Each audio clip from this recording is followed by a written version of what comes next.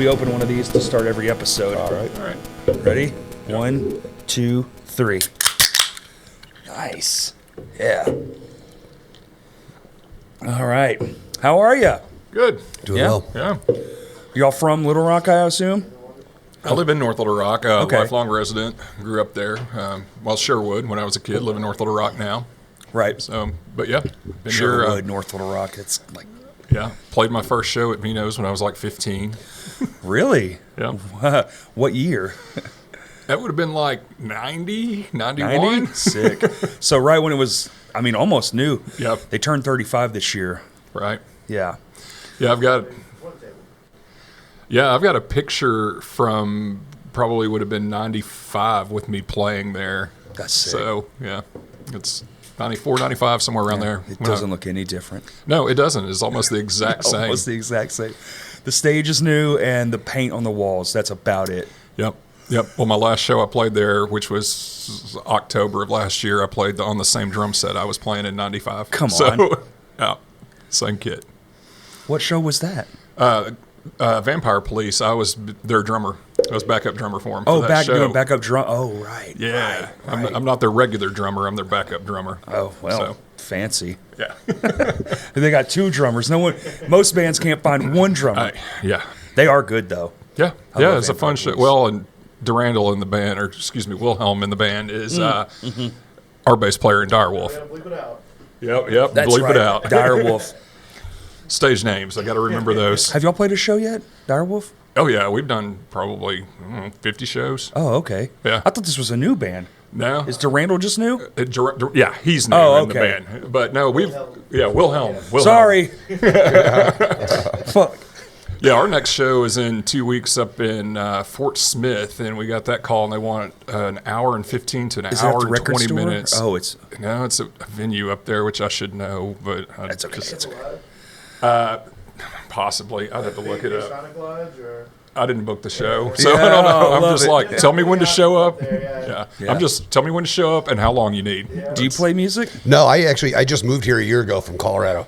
Holy smokes. I was a lifelong resident of Colorado and came out to visit about 5 years ago. My wife and I got a divorce, and I hit the road while she moved out and came out to visit Paul. We've known each other for 12, 13 years. We're both professional magicians, and that's how we met. We met at a magic convention in Las real? Vegas. Yeah, Yes, yeah. that's how we met. And so I liked it out here, and I had an apartment in New Orleans that I was going back and forth with, and then I had a restaurant there, and I sold the restaurant, so I lost my apartment there, and I needed a place to go back and forth. So one afternoon, Paul and I were driving around and said, hey, let's go look at apartments. So I got an apartment and had that for about a year, and then a year ago, last month, bought a house and moved in North Little Rock. Dang. You had a restaurant in New Orleans. Yep. I opened the New Orleans Vampire Cafe on January 1st, 2021. And we opened in the middle. No, we opened in the middle of the pandemic, and we made wheelbarrows full of money. Which is why I don't own it anymore. My partners that live down there were like, "Why are we sharing this money?" Right. you know. Yeah, that's fair. So they bought me out, and that's kind of what led to what Paul and I are doing now. You know, kind of opening the venue up here. Opening a venue is scary and It is. awesome. It is, And both. it's a kind of a new idea for here, right? Yeah, the joint I think they had kind of similar ideas generally, but not the way, we're going to be open 7 days a week. We're running as an actual bar Oh, okay. as well. And then Okay. we're having events every single night, and we're having a lot more variety in acts and types of performances. It's important Yep. for sure. I don't recall there ever being a metal band at the joint, and that's something we're definitely adding. So Sick. Yeah. Hey, everybody out there, a new spot. That's right. That's right. Prepare to be bombarded. Well, one of the good / bad things about the idea that you said most people think it's a new idea coming. We've had a lot of backlash online about they've done burlesque at the joint for over 10 years, and somebody posted on a comment the other day that we're trying to make Argenta an adults entertainment district. They do burlesque all over the city, right? They do burlesque Yes. all over the city, they do. and Hot they've done it at the Springs, joint. They've done it at Yep. Vino's. They've done it all over the Yep, place. and they've done it at the joint for over 10 years. And now that we advertise it and say we're going to do it, you're now advertising, I people see. are all fired up about it. But Well, and one of the other things, let's just put this out there right away. We have to talk about this. It is Birdie's Cabaret Theater and Lounge. Cabaret does not mean titties. I don't know if I can say that. You can bleep that out if you You need can say to. whatever the fuck you want. Okay. That's some of the comments we've gotten. They think that because it's cabaret, that means titties. And it's like, no, cabaret means variety acts at a restaurant where you sit and eat or drink. That's Right. all cabaret is. So we are a true. I mean, we it are- could occasionally. It could. yeah, but that's not the main goal. I Oh, mean, but hold on. Who doesn't love titties? well, apparently 4 Why guys are on you the North making- Little right, Rock Good, right. Bad, and Ugly Yeah, page, yeah, and their wives. Well, yeah, there you go. Yep. Oh, come on. But we are going to y'all. run it as a true cabaret. We're, as I said, we're both magicians, so we're bringing in some of the best magicians in the world. Paul's a musician, and so we're going to bring in great musicians. We've got there's a great comedy scene here that we're going to Tap into. the joint's been tapped into it for a long time. for sure. We're going to explode it. Nice. And then we've got the burlesque, and then we're going to do some we're going to do karaoke on Thursdays. We've got some other Perfect. like small little ins and outs events that we're going to have in, and it's going to be really something that the programming that hasn't been done here yet. Yeah, like one of it leaking it a little early that's not out there yet. We're going to have a pop-up restaurant one day that's a benefit for a nonprofit, and they're Good. putting it together, and there'll be live music as well. And When does all this change hands? Tomorrow morning. Holy smokes. Yep, we trade a check for keys tomorrow at 10 o'clock. Yeah, we open June 1, though. June 1st. Okay, so we're close taking for a a couple couple weeks weeks and kind of revamp the room and then Yeah, we've got to turn it into, actual good usable bar space, and we're going to Sure. change decor quite a bit. We're going for kind of a upscale creepy vibe. nice. So, Nice. yeah, just some new decor, some new decorating, figuring out what the sound system's like and what we need to upgrade or not, or how to rewire things, that kind Right. of stuff. So, but as far as the layout or any of the key components, it's all good. It's in Nice. good shape. The building's Awesome. in very good shape, and there's not really much we could change with layout anyway. It's pretty small. What was it, like 2,500 square feet, I think? Yeah, yeah. So it's not. Not a whole lot, but enough. Yep. Yeah. Yeah, we can fit. If we take all the tables and chairs out, I think we could pretty easily cram in 100 people and where the stage is. And we've got a good sized stage. 100 people crammed in. You'd probably get more than that. Well, I'm a yeah. fan of Fire code's more, so I just I'm- can't imagine it being comfortable at all at what fire code is. it So, doesn't have to be. Those aren't supposed to be No. We're I've there to feel the vibration. I've seen 100 people in a house and it was like, yeah, you could put more people in here. There could be more. You could always put well, I more. hope that's a problem we have. I hope so too. Yeah. I mean, We've already sold out one of our opening weekend shows on the 6th and 7th. We have 3 Fantastic. shows, and we've sold out one of them already. We haven't sold a beer or opened our door yet, and we've got one show sold out. that's fantastic. Nice, lovely, good. Is there a website already? there is. It's birdiescabaret.com. See, we should do all this up top every episode. I feel like most people at the end, when they hear the thing, they're just like, see ya. Right. I'm checked out. Yeah, that's good. Birdiescabaret.com. And the one thing I want to throw out there for listeners, just continue to look at it because we're constantly updating. I mean, You added we're- like 3 today, I think. 3. added 3 today. We're mostly booked out until October. It's not all up yet. I'm working on it. a lot of places are getting, I mean, even Vino's where I work, they're starting to get into the later part of the year. I'm like, dude, I hope people don't have ideas in the midsummer. They're going to be screwed. right. Well, and we've booked it till October because October is going to be a pretty special month for us. Oh, yeah. Both Halloween Paul and I, and all as I said, we're magicians and we do ghosty kind of seance-y magic. And so October is going to be our Super Bowl. Ghosty, seance-y Yep, Paul's magic. done the ghost tours. He wrote the ghost tour book for Argenta, and I've helped out for the last couple of years doing ghost tours, the Argenta ghost tours. I've done that for a decade. And that's where we got the name Birdie's. Birdie was the madam at the brothel in Argenta. Come on. No, yeah, Yep. and so we named it after her. And then I own an old building in Little Rock that's built in 1885 that's a law firm. But one Halloween, it was a seance parlor. And I did seances every weekend, and that was a lot of fun. So October is going to be a lot of fun at Yo, Birdie's. I wanted to crash cast ghost hunting so bad. he, Okay, that's we what got a he's been place. wanting to do, an episode of, Our building is now haunted by the ghost of Birdie. yo, that's awesome. I have so many questions. Yeah, well, good. Ask him. That's what we're here I don't know for. where to start. We're only, what, 15 minutes Seance. in? We're like seances, magic. Well, you got me at magic. I'm a school kid when it comes to magic. yeah. You could do the stupid coin behind the ear thing. I know what you're doing, and I'm still like, Wow, yeah, that's awesome. That's how it is being a magician watching magic. Yeah. You know, we very rarely are we fooled, but it's also one of those things where it's like, wow, that was really good. It's But you can appreciate. Oh, really absolutely. good magic. Absolutely. Like that Penn and Teller show where they try to guess how they can do it. Did y'all ever go on that? No, Try I haven't. to? I did get a call back from them, but they wanted me to significantly cut down my act, and it just Doesn't work with it the wouldn't cuts. have worked. Yeah. And I haven't applied back since. I need to, but I did get It's a call still a back. show? Oh, yeah, sick. I got a call Okay. back. They said, "We love the video. Can you cut it down to like 3 minutes?" And I'm like, "It was like a 12-minute act. No, Yeah. there's not a way." Yeah. Well, it's like, can I do the act and y'all cut around it? Yeah. That way in the room it works. Well, both of our shows, like my cards say storytelling and mind reading. They don't say magic. I don't market myself as a magician, though it is, admittedly. But both Right. of our shows tend to be more based around storytelling, Storytelling, and yeah. like a play rather than we're not like ta-da. Right. So that's why it's harder to edit that stuff down for like a TV spot that's 3 minutes. Right. I don't call my show a magic show. My show's called An Intimate Evening of Mystery and Illusion. I think that makes it sound a little bit more grown up and a little bit because neither of our shows are for kids No. No. Although for different reasons. yeah. Yeah. Although, Kids are stupid. Paul's show's very, very thoughtful and very thought provoking, and my show's a little bit Bill Hicks, Sam Kinison. So, yeah. Well, I cannot wait to see your show. Well, two of my faves. Friday, June 6th is me, and Saturday, June 7th is Paul at Birdie's. real? Yeah. Yeah, Well, as well as other acts. Yeah. We're- Right. We have 15 minutes. So those shows are variety shows. So we're going to have a juggler, sideshow artist, burlesque, comedy, and Two magic. comedians, a sideshow juggler, a burlesque, and a magician per show. And we got 3 shows, one Friday and 2 Saturday. And all 3 shows are different. Yep. All 3 shows will be different. Wow. Holy And Friday night is smokes. sold out, but there still is about a handful, maybe 10, 12 of the three show packs.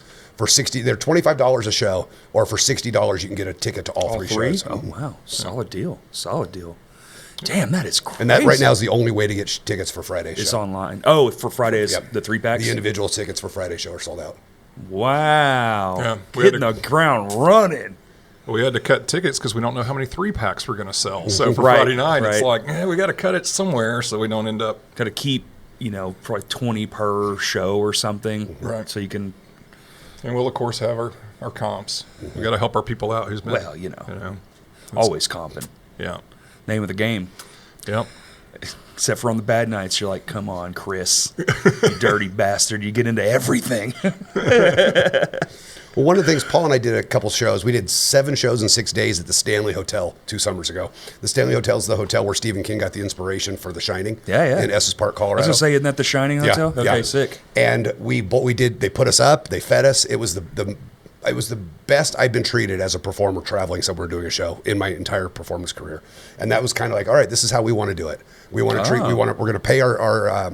We found out a little bit what some of the comedians are being paid at other clubs around here, and it was insulting. Well, comedy pay is always historically, even at the world famous clubs, I think it's still like $25 or so. It's like it's this insanely bullshit amount of money. Well, we have a friend that was offered $5 for 7 minutes. I believe it. And I wouldn't. That's offensive to me. That's $1 a minute, man. That's insulting. $60 an hour. That's insulting. I think it's insulting. Not And after you I drive. don't disagree. I think it's like, come on, that's insane. so we're gonna really focus on kind of fostering an artist community as well, amongst music and burlesque and all sorts of entertainment. We really want to be the hub for diverse, eclectic entertainment. Bless you. Well, and the more those That's people amazing. meet, the more they can fill in gaps in whatever thing they're doing too. Absolutely. And I started to Or start mingling and do. It opens the floodgates so many more ideas, people mingling with their ideas like, oh, I do this. Well, hey, we're doing this thing. We need something in between that. Maybe that would be cool. Right. Those kind of ideas. I love stuff like that. Absolutely adore it. We've got a page on our website. If anybody has an event submission idea where they want to bring an event in, we've got a page on our website where they go and they fill it out, and we'll get right back with you. And that way, we Paul and I go out quite a bit, and we can't remember. People come up to us. You should do this show. You should do this show. We were at Reno's the other night. I think we got 4 or 5 shows pitched to us. Yeah. And I just said, go to the website. We can't remember all this stuff. But But it was also probably at 10 p.m. and we met up at like 2 p.m. Yeah. So it's like, who, what? yeah. We call those are our office hours until tomorrow. We don't have an office, but Right. so we sit across the street and drink Fireball and Coors Light and call it off, call it work. It is work. We've gotten a lot done. we've got booked more- many acts Yeah, we've sitting got- right yeah. there in the bar. Yeah. And we've gotten a really good response and a lot of support from Argenta. A lot of the businesses down there have been very, very supportive of us and very excited about what That's we're awesome. doing. So Well, it's a place to send people too. You're like, oh, you're done here. We'll check it out right here. It keeps people in the area, which Right. is also important. Like whole, strips got to keep each other alive. That's right. Work as a whole, not as a competition. Well, considering 2 of the bars down there, we've probably given at least a third of our salary to them each year. So. Yeah. Going for drinks again. Hey, Paul. oh, it's Oh, one of those owners commented, he goes, man, I'm going to have a dip in sales when y'all open. yeah, for sure. I'm that one, the tag along. Can I get a water? I don't drink anymore. I wish I did, but I don't. Dude, magic. Yeah. How long have y'all when did you start? Well, I started when I was a little kid, and you get your first magic set. You see a magician at a That's what I was friend's gonna birthday add. party. I was like, is it like the movies, or it's always Yep. the same thing? And then I got to high school and I discovered beer and girls, and magic was not as cool anymore. So I put magic away for a while. And then when I found out my now ex-wife and I were pregnant with my 19-year-old, I was cleaning out, making some room with her daughter, who was 6 at the time, and making some room for the baby. And I found my box from when I was a kid. And it reignited it about 20 years ago. Wow. And I spent 20 years wearing a coat and tie with a career in finance. And about 10 years ago, right before I turned 40, I decided, I'm done. I don't want to do this anymore. So I quit. I quit a 20-year career in finance to throw my hat in the ring of being a professional magician. I love that. That's amazing. And since then, I've owned a brewery in Colorado, a restaurant in New Orleans, and now a cabaret in North Little Rock, Arkansas. That's so wild. Yeah, it's been a pretty fun adventure. A lot better than a suit and tie every day. I liked Stress, it. but- I liked my job a lot. I worked for the world's largest beef company out of Sao Paulo, Brazil, and I liked it a lot. And but I also thought, this isn't a dress rehearsal. This isn't. I'm not going to have another shot to do something like That's right. magic. I have two. You only Like I get one said, shot I at have 2 this. daughters. Who's one's 27, one's 19, and they're never going to brag to their kids or to their grandkids, man, you should have met my dad. He was so good at Excel spreadsheets. Beef. He worked in beef. Yeah, some days I'd wake up and he'd be already gone for work, and then I'd go to bed and he still wouldn't be back. And the Right. kids are never going to brag about that. No. But they're going to brag about that I had 70 consecutive sellouts on Bourbon Street, and that Right. that me and my best friend opened a cabaret, a boob club in North Little Rock. And so it's been a pretty fun adventure. I close every one of my shows with saying I'm the luckiest kid in the world, and I am. I'm the luckiest kid in the entire world. Amen. That's awesome. Yeah. So that's what I get to I do. don't want to grow up either. That's awesome, dude. Yep. Wow, that's a wonderful, wonderful story. Chase your dreams, kids. Don't ever give up. right. A lot of it's fun. Paul and I go to a lot of magic conventions and lecture and perform at conventions for other That's so magicians. sick. You're like, And- we go to a lot of magic conventions. What? We We do. That's awesome. No, it's awesome. And- 2 coming up. I love that. A guy, people always say, "Oh, that's such an inspiration." How would do you have any advice on me quitting my job? And I'm like, don't do it, don't do it. It makes life harder. Yeah, but when you've got a multi-billion-dollar company paying for your health insurance one day, and then the next day you don't, and you've Yep. got 2 kids, it's a little bit different. Yep. It's a little different. But the rewardingness of it, I don't think I'll ever stop. I don't think I could ever have a 9 to 5. I've never had one. I went so. immediately and covered myself in tattoos Right. so I wouldn't be welcome back in corporate. But now But 20 years later, now it's like, you can tattoo your whole face. We don't care. Get in here. But it's been, I turned 50 in a little over a month, and so it'll be Well, happy 10 birthday. years. Thanks. I won't see you, but that's awesome. It'll be 10 years since I've been doing magic full time, Full time. Wow. That's awesome. and thrown in other, like I said, a brewery and Sure, a sure, restaurant sure. and now this. But I mean, a decade's a lot of time. yeah, I get it. Yep. Dang. That's a hell of a ride so far. Yep. It's like I said, it's not a dress rehearsal. We don't get another shot. No, it's one and done. Yeah, I feel that. I've been struggling with that a lot. Just like, all my friends, I see like doing good and stuff, and I'm just like, I want that too. But then I realize, like, no, I'm just going to keep doing this. A buddy of mine sent me a video. It's too late to change. And like, why would I would hate it, A buddy of mine sent me a video of a young guy, probably early 20s, walking around the streets of some big town, some big city. And he's asking people, he goes up to a guy and he says, what would you tell your 20-year-old self if you could give your 20-year-old self advice? And the guy says, let me show you. And he reaches into his bag and he pulls out a roll of raffle tickets. And he has 100 raffle tickets. And he says, the average American man lives to 76 years old. So he goes to number 77 and he tears it off. And he says, and I'm 54. So he goes to 55 and he tears it off. And he said, I wish I knew that this is all I had left. Yeah. you know, and that was kind of one of those things where it's like, shit, you know, I mean, nobody ever puts on their tombstone or I wish I'd have worked more. I wish I'd have put more hours in. It's never you know, that, for sure. And nobody's eulogies are ever, you know, oh, he should have worked more. He should have, you know, I mean, he's missing out on. That one hit me hard because my dad passed away when I was in my 30s. And then when I turned 40, I was like, if I live as long as he does, I've got 26 years left on this earth. Mm-hmm. That sucks. Yeah. I've got to really pack it in because 26, I remember being 26. It didn't take long to do that, you know? Right. I was talking to my dad recently about, I remember his 50th birthday. And I thought, fuck, he is old. Yeah, you're like, whoa. I'm like, that is such an old man. And I'm like, I'll be 50 soon. You'll be 50 real soon. Yeah, I'm staring at 50 going, oh, shit. It's right around the corner. Yeah. So it's you know, I don't know. I'm pretty lucky. I'm a lucky kid. That's a good, I like that. I might steal that. Have it. That's pretty great. Dang, man.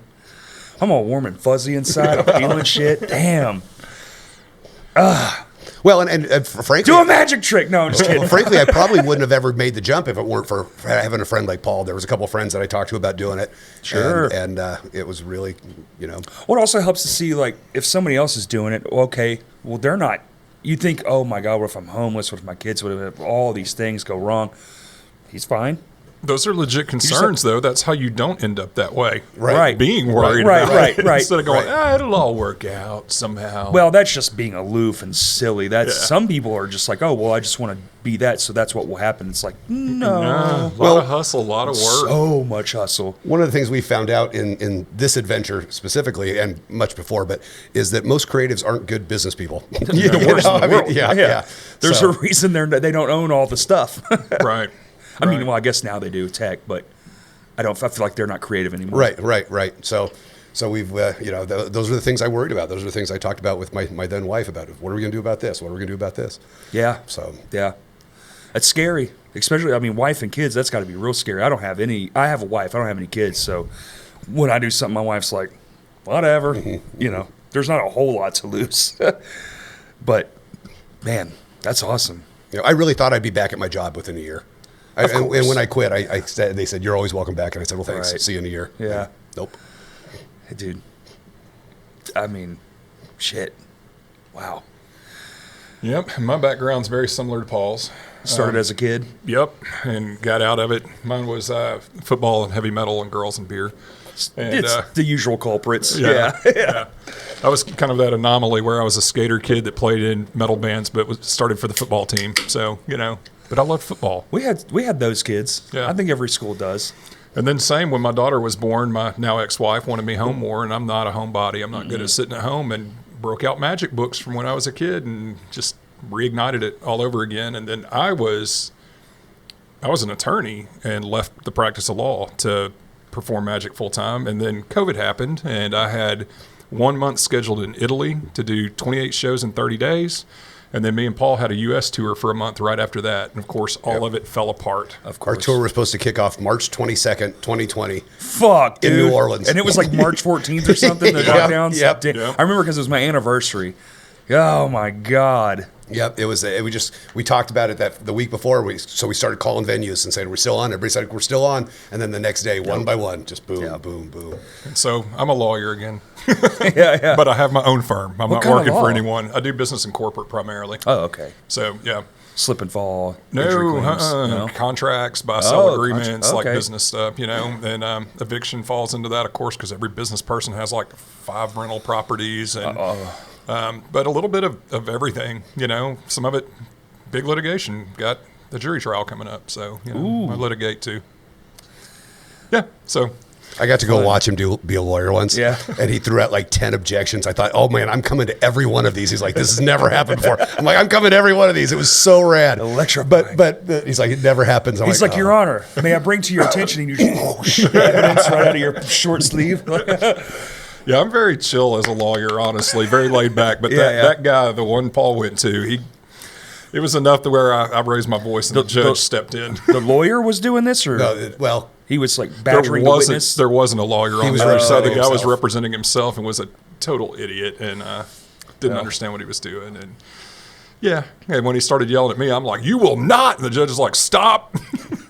I'm ready Recess. to throw a chair. I'm ready to. Paul got to see the most contentious case I may have ever had. Yep. And if they're not like that, I'm not going back. Yeah. They're not like that. It's like, no, it's always boring. Yeah, well, because like I say, I'm easy to deal with, so we're usually not raising voices or anything else. Me and the other attorney, I understand it's just a job. Let's do our job Right. and get this done. Right. So, Just trying to find the middle ground here. and with business law, it's usually not as contentious. It's not a divorce or something where people are. I imagine a lot of it so- happens like in a room.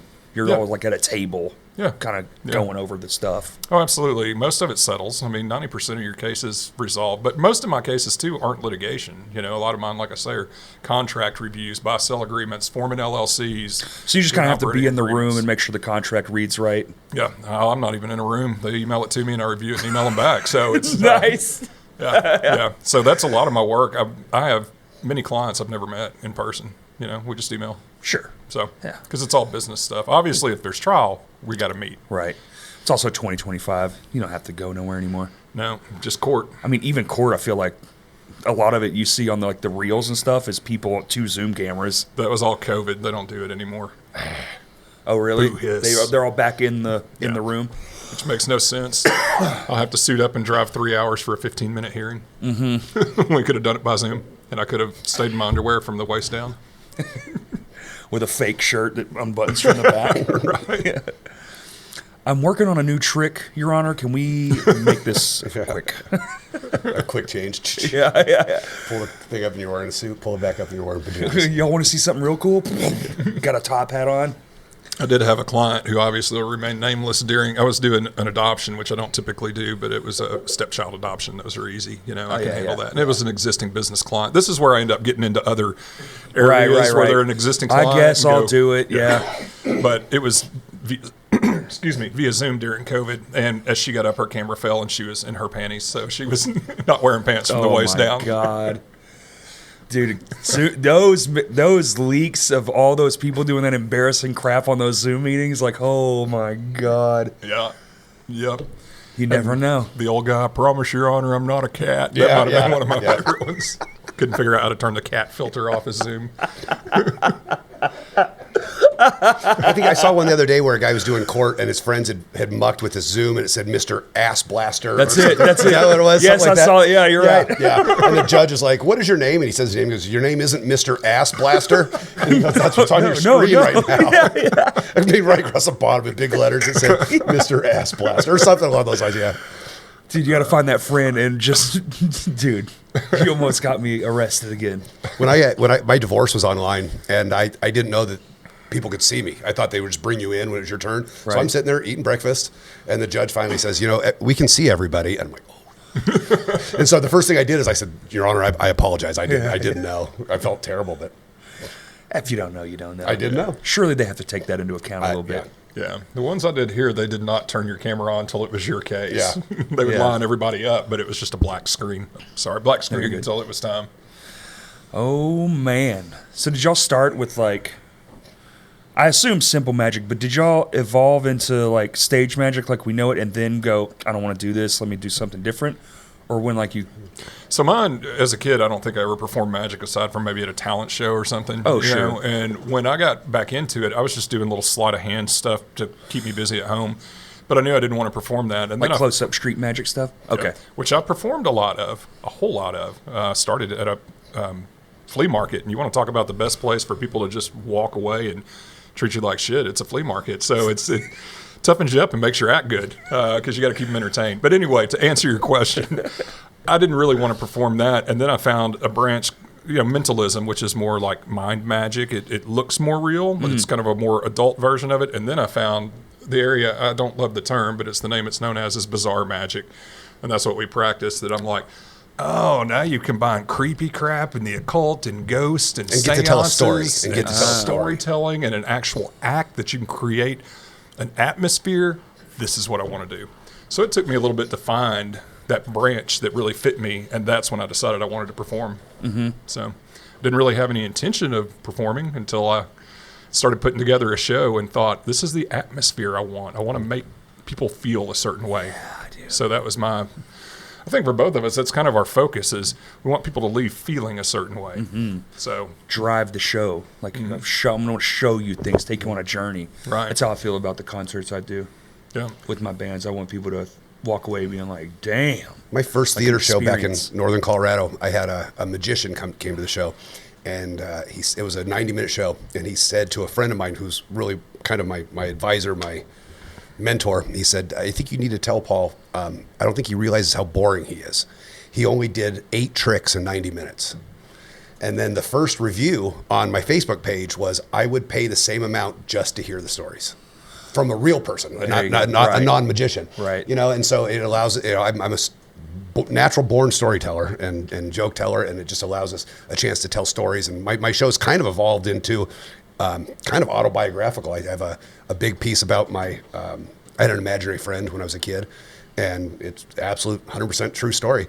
And it's turned into probably probably my signature piece that I do in every show.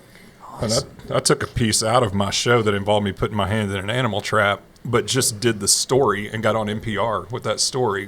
There used to be Tales from the South that was around here that were Southerners telling their stories. Okay. And I was on their Best of the Year, and NPR picked it up. And it was a story that no magic, no trick, no anything. Mm-hmm. And one of the best things is it was about 80% true.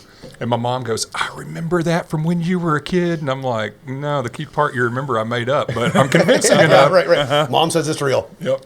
That you thought you remembered something that didn't happen. But good, that means I'm convincing you my lies. So That's the whole thing, right? Mm-hmm. Convincing. yeah, because what we're doing is absolutely lying to people when we're performing. Not our stories, but, For sure. Well, you're trying to... we make you think this thing happened and that thing didn't really happen. But What's like comedy, too, is kind of in that same vein. Like, you're telling a story that's real, but you're embellishing like crazy. right. Well, and one of the things about what Paul and I do, specifically what we do, is if we're telling stories that are true to us, people may be able to steal our routines or steal our tricks, for Can't lack of a steal better the term. story. But you can't steal the stories, Right. You know, and at least can't do it authentically, because they're Right. all. I mean, like I said, most of my stories are real, true stories that I've kind of turned into silly magic tricks, Yeah. So. And even mine that aren't, I've told them enough that in my brain they are. Yep. Right. Yeah, my brain's a weird, tricky thing, right? Yep. Done You're the like- same story so much, it's true now. I've had that happen where I've told myself something happened to me, and then I was telling that story to my brother, and he goes, "That was me, dummy." And I was like, "What? No, it's me." And I can't remember it being him, but I believe him. Yeah. Yeah. Mm-hmm. He's like, "No, that was me. You were blah blah blah." And I was like, "God, it makes sense, but I don't think that's what it was." That's like that guy you said. The guy was like, "You need more tricks or whatever." It made me think of that's every single creative endeavor. No matter what you get into, there's always that person Yeah. that just, I don't know if it's jealousy or whatever it is, but they just kind of want to shit on you for the sake of shitting on you. And it's like, what? You can't, you got to forget those people. Yep. Yeah. Well, you and- only go with the people who want to mess with you. That's it. Well, and 90% of the time, those people are the people who have never done it themselves. So they're not coming from a position of true Right. experience. Well, I don't think you love it like you say you might. I think you might be a shyster. Yeah. Because it's like, how could you love this thing and we're all supposed to be in this together and you're being a...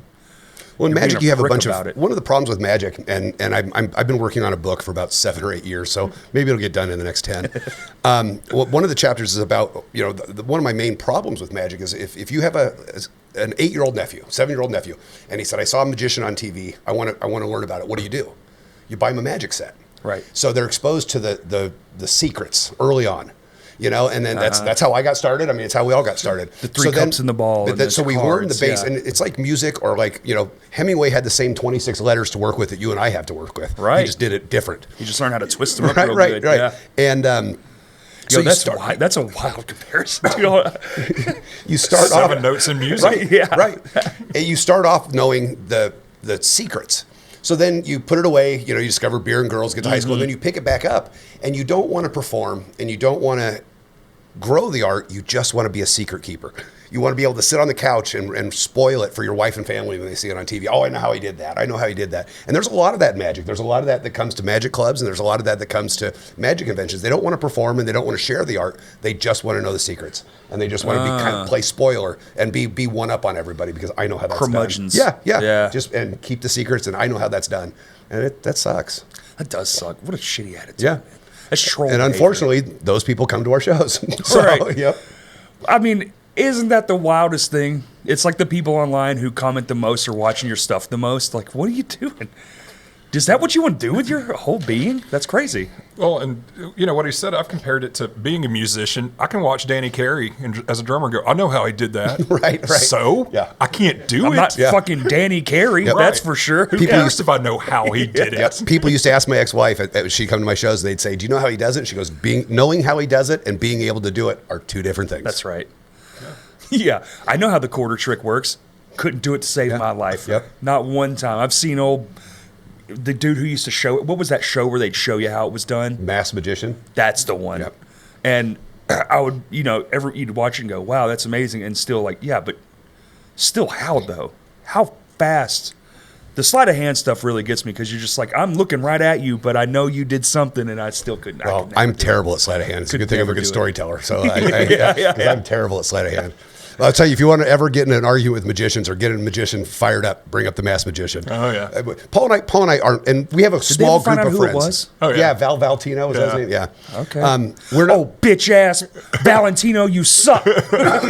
Paul and I aren't. I mean, we don't hate. I don't like magicians. Magicians are dicks. I mean, they are. Most magicians are They're all terrible weird people. They're all basement terrible nerd people. guys with the we've got a comic really book man from small The group, Simpsons. of friends that are some of the most talented magicians in the world, and we're lucky enough to have those as our friends. Most magicians aren't. I mean, why does a magician cut a woman in half? Why? I mean, it's not a joke, but why? Because he can. Do you ever believe that woman's in danger? No. Right. I mean, so is that magic or is that a puzzle? Well, when I've dealt with like street performing in particular and drunks who are like, oh, I know how you did that. And I'm like, really? So did you think magic was real? Right. Oh, right. Yeah. But then when you dip into mentalism, like my show's pretty heavy in mentalism, Paul's show's very heavy in mentalism. It's not a trick. It's A lot of the seances, there are a lot of pieces. There are no tricks. There's nothing to figure out. It's not a puzzle. There's a different. I shouldn't use tricks. It's not a puzzle. It's Right. not where the audience. Penn and Teller are amazing. They're heroes. They're a big deal. But the idea of that we get on stage to fool somebody is kind of does performers like us a disservice. We want to get up there for 90 minutes. I want you to forget about your job and forget about taxes and remember the first time you saw a tadpole, or a shooting star, and back when you believed in Santa Claus. Kaleidoscope eyes. Yeah. That's what I call it. Yep. Yeah. Give that up for a little bit. Yeah. As opposed to sit there and try to figure out. And inevitably, there's always a handful of people at every show that are there to analyze and figure it out. And For bust sure. it. And they're the Or they'll first have ones. something to say online about it. Good Lord. God forbid you have a good time. Yeah. So It's usually, from what I've seen on our types of shows, it's usually the husbands. Like their wives bring them. And you can pick them out because they're sitting there going, This guy. with a foul look on their face, See, going, in my- see if you can fool me. And it's like, but we don't fool people. That's not our show. Right. We entertain you. It's In metal, different. that's just normal. Well, I know. There's just a bunch of these guys. That's a good look. Yeah, as long as the head's moving. So long as the face has a little stank to it, Right. you're doing good. Right. It's like, I was thinking, is magician the only one that because like when you get in high school, being a musician or a comedian is good. Right. That's a good thing. Right. But then when you go and you're a magician and you're like, I want girls too, I think I'll do the metal music or the music thing or whatever, or comedy. That's because I don't, or a lot of comedians, I guess, start because of the bullying. They try to be funny so they don't get beat up. But Well, I'll let you in on one of the biggest magic secrets. Magicians start on magic when they're young because they think that's how they get girls. right. And they learn quickly that's not the truth. it'll have its day again. I feel like, when was the last time magic was the form of entertainment? 1800s? No, I think it's Somewhere coming in there, back though. right? I think there's been in the last couple of years there's been a lot of magic on TV. I think America's Got Talent has really kind of brought magic to the sure, yeah, I forefront. didn't think about Penn Penn and and Teller Teller Fool Us, and then they have that World's Greatest Magic Show. And, That's come back. And who's the cupcake guy has the Justin Willman has a magic show, and Carbonero has. I mean, there's a lot of magic on TV. There's that Netflix guy too. That was Carbonaro. Oh, that's and that Wellman. show's Yeah. incredible. And we went and saw Justin Willman live in Missouri. It was very, very good. And especially because you watch it on TV and you're like, yeah, What's the- angles, whatever. But Sure. seeing it live, I'm like, that was really good live.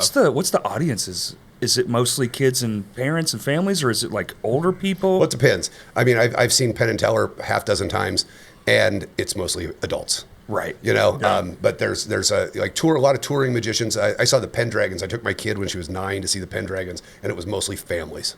Our shows are mostly adults. Yeah. And so we're big on data, both of us. And my, Facebook, Instagram, their marketing gives you, or their advertising gives you really good marketing data. Most of mine are women between the age of 35 and 70, Okay. like 75%. So you're missing like that middle market. Yeah. Yeah. Or we're not missing. That's just where found that's our where we market. found our market. Oh, I see. Well, that's That's- how. Yeah, that's a better way to yeah, look at it. I'm yeah. always like, how do you get to here? Because I think ours is the same. It's like 30 and up. Yeah.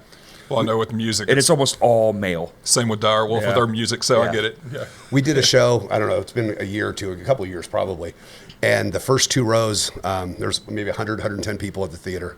And the first 2 rows were all brought in on a party bus for one of the girls' 30th birthdays. My God. And I quickly discovered about maybe 90 seconds into the show is for these girls. For sure, It is yeah. all for them. And that was probably I don't know, you saw it. It was probably one of the best shows I've ever done. But it really changes it changes your road. It changes your map on how you're going to do your show when all of a sudden there's a predominantly different crowd than you're used to performing for. Right. You know, I performed, like I said, it's over 70 sold out shows on Bourbon Street on Friday and Saturday nights. Some of them started at 11 o'clock. You can imagine what those crowds were like. Yeah. It was about half the people were there to see the magic, and half were there because they stumbled in on it. Because they stumbled in. Yeah, they're just zombies at that point. Yeah. So you get pretty good at recovery, when you're doing those things. Yeah, flight time's it's the same way with music. The only way you get better is flight time, What do you do when you drop a stick? You pick front of another one people, up and man. keep going Yep. and you don't freak out, but it's flight time that gets you used to it. And I always say touring, just do it. For music, you go on a tour, you'll come back tenfold better. Happens every time. Because you're just doing it every night, and you're learning, and you're meeting all the kinds of people you don't meet at home. right. I would say my most grueling on the magic side of it. I had a month-long run. I'll bring that up too. I already know what you're laughing about. We're together so much I can read his mind literally. But I did a month-long run in Utah, and I did 3 shows a night, 6 days a week. And that was, by the end of that run, I could have been asleep and done my show. Right. It's just another one he's talking about laughing about when you talk about having a different audience and you realize you have to perform for it. Again, I do adult stuff, and this was during Halloween, and my shows tend to be pretty, we're communicating with the dead, kind of, creepy side. And I got booked for a show, and I'm By like, somebody who had seen your show. yeah. And I'm like, great, sounds good. I'll be there. I get there, and it's all kids. And not like 14-year-old kids, like No, like 4 to 8-year-old kids. Like children. Like babies. children. Oh, that little one Holy wasn't even 4 who ran up and Yeah. grabbed props off my table in the middle of the show. Paul filmed part of it, and I'm just stopped and glared at him like, Mama, get your kid before I kick him to you. Yeah. But you got to tell the story about the little girl. That's my favorite story of the thing. Yeah, so I So had to, 10 minutes before the show, we saw the audience, and so all of a sudden we're like, okay, how are you going to change this? How are you going to change Casper. this? yeah, I had to redo the whole show on the fly to make it, because kids aren't even going to get some of this, because kids already think you can read their minds. You know? Right, They're like, right, they don't right, get right. the. And I had one with a bell that when the spirits are there, they'll make the bell ring, and They'll answer your you questions. don't. Well, I wasn't going to do question and Right, answer right, because yeah, that's way too much. Then obviously when the bell keeps ringing, you're controlling it somehow, right? Right. But I'm like, this is what I got to do. So I pull this little girl up and I say, hey, this is a spirit bell. The spirits can answer questions. What question do you have? My dog died not too long ago, and is it going to come back? And if it does, is it going to be a zombie? And if so, is it going to look like a dead zombie, or is it going to? I'm like, hold on. One question at a time. And, I mean, She was so concerned her dog was going when he came back from the dead, he was going to look like a zombie. and this was, I mean, it worked so well. it was perfect. I think It was- it ended up being like half of the entire act, yeah, and I'm like, yeah. okay, we're done on that. That was a really high note. Yeah. You find the mom. I need you to bring her back for the next 7 Right. minutes. I can't do right, this. Right. She was great. But she also would say things like, well, what color will my dog be? Yeah. And I'm like, they have to be yes or no questions. Kind of opaque. Yeah. So, yeah, we've had those fun surprise Or I got hired one night to do a mentalism show, which again, storytelling, mind reading type stuff on on St. Patrick's Day in a bar. And I kept going, you don't want me to do this. And they're like, no, we do. And I'm like, no, you don't. No. And they're like, yes, we do. And I went, here's my rate. And they paid it. So I did it. Whatever. It was painful. And we're all growing. I think my best audience answer was I said I do something about an imaginary friend I had when I was a kid. So I always ask the audience, you guys, anybody have imaginary friends when you were kids? And this was here in Little Rock. A woman raised her hand, and I said, well, tell me a quick story. What was your imaginary? She said, my imaginary friend's name was Catherine. And I said, well, tell me a story about it. She goes, we got in a fight, and I took her in the backyard and slit her throat. What the fuck? Yeah. Yeah, that was what everybody in the audience is thinking is what the fuck just happened. And the woman just sat there straight face. We got in a fight. I took her in the backyard and slit her throat. And the whole audience did what we did here. Everyone just went, And you're what? And then you just go, Right. Because usually you get some fun stories, that running away with the kids. Well, first off, the name was Catherine. The second you said Catherine, I was like, oh, so it was a bitch. Yeah. Well, I've had one woman said her imaginary friend's name was Uncle Monkey. And That's more magic Yeah. friend type Yeah, stuff. Yeah. My imaginary friend's name was Yehudi. Yehudi. Okay. Didn't have one. So- Had a vivid imagination, just no imaginary friends. Did you have real friends? Did you have kind of a... When I met Paul at a magic convention. Okay, yeah. That makes sense. No, I was a pretty active kid. I did all the kid sports and school and stuff. But I had. Did you come from a small town in Colorado? Probably about the size of North Little Rock. But it's probably now it's probably about 150,000 people. It's called Greeley. Okay, so Greeley, like the size of Colorado. Little Rock, yeah. About 60 miles north of Denver, 60 miles south of Cheyenne, Wyoming. Wyoming. My Lord. I love it. Yep. I went for the first time. Was it last year, Kurt? I went to Wyoming? Where'd 2 you go? years? I went to Cheyenne. Cheyenne. No, not Cheyenne. Casper. Okay. Yep. That's a Casper. little bit And north. that road coming in from Nebraska, it may be the most beautiful state line in all of history. You come around this mountain and just there's this big wooden old sign, welcome to Wyoming, got the cowboy on it, and there's just this little city down in this little valley, and you're like, what is this place? All the water is blue and pure, and I'm just like, I gotta move to Wyoming. Oh my God. Like every inch is a new portrait of the most beautiful thing you've ever seen. But then a few miles in, I saw like the longest train convoy of military vehicles I've ever seen. I go, that's how they do it. Yeah. Middle of nowhere. Yep. Holy crap. Yep. Anyway, sorry. You said I Wyoming, and I'm like, I was oh. about 60 miles from Cheyenne. I have haven't been to Cheyenne. I want to go back and just explore that whole Cheyenne's state. actually a little bit hipper than you'd imagine. I would. I saw Ice would Cube imagine that in it would. Cheyenne. That's awesome. 2 years ago. I worked in Casper with Sugar Ray. Okay. That's why I was there. Okay. I was his backline tech for 2 nights. Yep. And he loves to hear himself talk. He loves it. Good performer. I will give it to him. No backtracks, no nothing. Kills it. But holy crap, he talks. Yep. Those songs are a lot longer than you remember. They were very nice, though. I'm being shitty, but it was wild. It was quite the thing to see. In Casper, nice. They have the big Cheyenne Frontier Days. That's Yeah. I think they call it the granddaddy of them all rodeos. And Oh, I saw that makes Kiss sense. there. I saw Holy shit. I saw Kiss at Kiss at the rodeo? Yeah, it's Cheyenne Frontier That's Days. wicked. Yeah. And so it's a big Cheyenne Frontier Days is a big deal, and it's always I think the end of July, towards the end of July. But it's beautiful there in the summertime. It's hot as balls. Oh, well, it's it's hot. different. It's a different kind of hot than here. Oh, right. I'm still getting used to it here, but it's. Oh, here we'll just melt your eyeballs out of your Yeah. head. It's Yeah. so insane. The humidity is unreal. I'm getting used to it. Yeah, you can swim through the air. Yeah, it's pretty wicked. Yeah, I wasn't thinking at first about his time in New Orleans. I'm like, man, you might not have come in this. Never mind. You've Yeah, been yeah. in the New Orleans It's in the way summer. worse. Yeah. Yeah. It rains without clouds there. And it smells a lot worse there. My Well- apartment was right in the heart of the French Quarter. It's and just shit and piss. Yeah. And God, human. Just ugh. But it's a wild place to be. Well, my plan was to move there. My plan was after my kid graduated from high school that I was going to move there and work at the restaurant and do my stuff Right. there. And then when the whole restaurant deal fell apart, it was kind of a mixed blessing. Because I don't know. It's a great place to go, but I don't know that living there would have been healthy for me. kinda Both like physically Vegas. and mentally. Right. dope, awesome, can have the best time of your life, but For get 3 the days. hell out. Yep, yep, 3 days. yep. That's my number. Yeah. Yep. Is that an older people thing? No, is that an aging thing? No, I feel it's like been that way since I first Okay. started going to Vegas. 3 days is about enough. 3 days, because I went there for 4 hours. I could do a whole pod on just what I saw in 4 hours in that place. Well, I think when I went younger, I only want to go for 3 days because that's all I can afford. Oh, yeah, and that's now, true, now too. that I'm Yeah. older and I can afford to stay for 10 days, I'm like, fuck that. I'm not spending 10 Get the days hell out out here. here. I've never done more than 3 days in Vegas, and I have some of those stories that will stay in Vegas. But after 3 days, For it's sure, like yeah. I'm done. I'm done. Cooked. Yeah. That place will cook you. It also smells like shit there. It's crazy. You don't think no one talks about that part. It's like, oh, the whole place stinks. Unbelievable. Unless you're around a water feature for some reason. I think the water filters the air. But if you're near the Bellagio, the fountains, the smell goes away, and then they have that beautiful like waterfall that you walk through kind of area over down the other end by the Raiders Dome.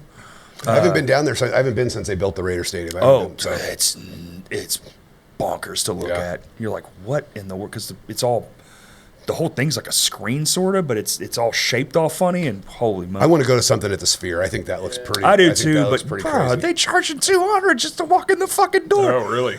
It's like, I don't know, man. That seems like a later. It costs $50 to walk to your hotel room in Las Vegas. That's true. You That's know, true. That's true. To walk you through. do not grab anything from anybody Right, on that right, whole right. road, Right. dude. And the whole like go up the thing, across, down. Now you go this way, and the roads are divided for like lower level, higher level. That's a wild place. Yeah. Like I said, I could talk all the rest of the pod about that town. It's unbelievable.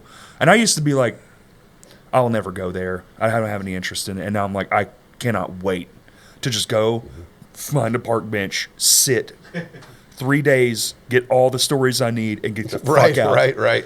I want to eat at one buffet, and I want to eat in one fancy spot, and then I just want to people watch. That's kind of my only goal. Blue Man Group's done, so I wanted to see that, but that's over. Get a taxi and ask a taxi driver, and you'll get all the stories you need. I did that every time I went to Vegas. This was before Uber a long time ago, and I would always ask the taxi driver, "What's your craziest story?" There were always crazy stories. What do you want the last 9 blocks, or do Right. you want like yesterday? Right, What do you want? tonight, Yeah. I'll take you the long way. We could just drive around for 19 minutes, Right, and you'll see it. Right. Yeah, I'll tell you a fun fancy restaurant story. I took a friend who, again, keeping people's names out of stuff. Yeah, yeah, He'd best. never left the state, never been on an airplane. I'll cut to the chase of the story. you took him to And I Vegas took him- first? I was Oh. going to Vegas, and he said, "I want to go," and I'm like, "I got a room. There's an extra bed. Book your flight." So yeah, I'll cut out half of the incriminating stories, but Yeah. we went to a very nice restaurant and ordered a charcuterie board, and he's poking at the capers. And he goes, "What are these?" And I went, "Those are capers." He goes, "What's a caper?" I'm like, "It's a pickled flower bud. They're good. You should try it." He pops it in his mouth and very loudly goes, "Oh, goddamn, this tastes like crystal meth." So I just stared at him for a minute. How and do he you went, know that? Well, I knew how he knew that. I'm just staring at him, and he's like, "I'm real sorry, Paul." And I went, No. You learned what capers taste like. I learned what crystal meth tastes like. It was a learning experience. You're like, So, turns out I love crystal meth. Right. I'm gonna get at crystal least meth the on my taste. pizza. Just the taste. Wait, it tastes this good and it keeps you up? Shh. You're not really not selling it here, bud. Yeah. Yeah. He was also very concerned about needing to take marijuana because how am I going to find it in Vegas? And I went, Down the In street. Vegas? At a there's a building you just walk up. They have street vendors. Yeah, the guy in the Dora the Explorer costume has it for you. Right, yeah. right. Oh, there's people walking around the casino floors. You just Anything lean you over and need. tap the guy beside you. You got it. He's got some. Yeah. Oh, he texted me within like 5 minutes hitting the casino floor, found it. And I'm like, I know. Yeah. I'm aware. But is it only medical there? I don't know. This Like the was legality before. parts? This was before that. Before that, So, yeah. this is- I mean, every drug is everywhere there, but I'm thinking, I think now, I think it's recreational in Vegas now. is it recreational? I Okay. think. I won't swear to it. I don't know. Somebody was telling me when it was, I think maybe they did medical first or They did. something. They did. You could just walk up to one of those spots and be like, my foot hurts. And they'd be like, it does. And they would just write you for, like, they didn't care. Right. ID, cool, here you go. No, it makes sense in Vegas. I mean, I think that was kind of the vibe everywhere. I think that's kind of here too. You can just walk in and be like, "I'm scared of the dark," and they're like, "Yeah, you look like you're scared of the dark." I went to this magic show. Okay, I talked about my zombie dog. I've represented some medical marijuana doctors, so I'm going to remain Oh. silent on that. Okay, my bad. No, that's fine. I went in front of the medical board a few times, so Ooh, scary. as the attorney. Oh, obviously. okay. I'd hate to be up against those people. Yeah, they're. I'm not going to say anything more Right. because I'll probably have to go in front of them again at some point. Yeah. It is recreational. So, it is recreational. Okay, It is, sick. I thought so. Well, there you Fact go. checker, live fact. Oh, yeah, I checker, know. Love it. Sometimes he just pulls it out of his fucking Yeah, brain like a like I say, damn A lot of the time, he'll try to get a reference, and it'll just already be like, I just know. some random obscure thing from the early 90s that he wasn't even alive for yet, and he'll just be like, "Oh, it was this," and you're like, "That's exactly what it was." Yeah, he's crazy. He got a lot of knowledge in that brain. Oh my goodness. But one of the fun things we're going to try out too, and this will be a little different. Sorry, bringing it back to Birdie. Yeah. I was just thinking about. No, this I was 'cause actually about to Yeah. bring it back to that. It's kind of cool. when you said obscure knowledge, I was talking to. I'm sure you know Brandon Ringo from Mammoth Absolutely. Caravan. Yeah, I love Ringo. So they're going to be our first metal night, us and them together on June 21st, playing it So it's Mammo and Direwolf. Direwolf? Yeah, Oh. yeah. We've done some shows together. Love those Tickets guys. at birdiescabaret.com. Yeah, There we go. they're up. They're up. But after the show's over, we're doing heavy metal trivia. Perfect. We'll see. I hope it is perfect. Is it questions you're coming up with, or Yeah, you're I've just already kinda got it. I've already got online it. Googling? I've already got it written, and it's one of those like I'm gonna have to try it out with a few people and go, is this too hard? Is this too obscure? Or is this too I easy? mean, easy's what you don't want. I feel like, right? I know, because metal dudes can be those gatekeepers, and like, well, everybody knows that. That was the third harmony on the fifth solo of the fucking. Right, God, you gargoyle, calm down. Right. Well, they were progressively harder as they went. I So did the fairly first well. round- I'm a metal adjacent fan. Right. I mean, I like plenty of it. But I got about, I think I did well till probably about 70 or 80% in. Well, you got the Mayhem one, which I was kind of surprised Yeah. at, and then I was like, That's "Oh pretty yeah, obscure. you saw the And I movie, read though. the book. I read the book. Yeah.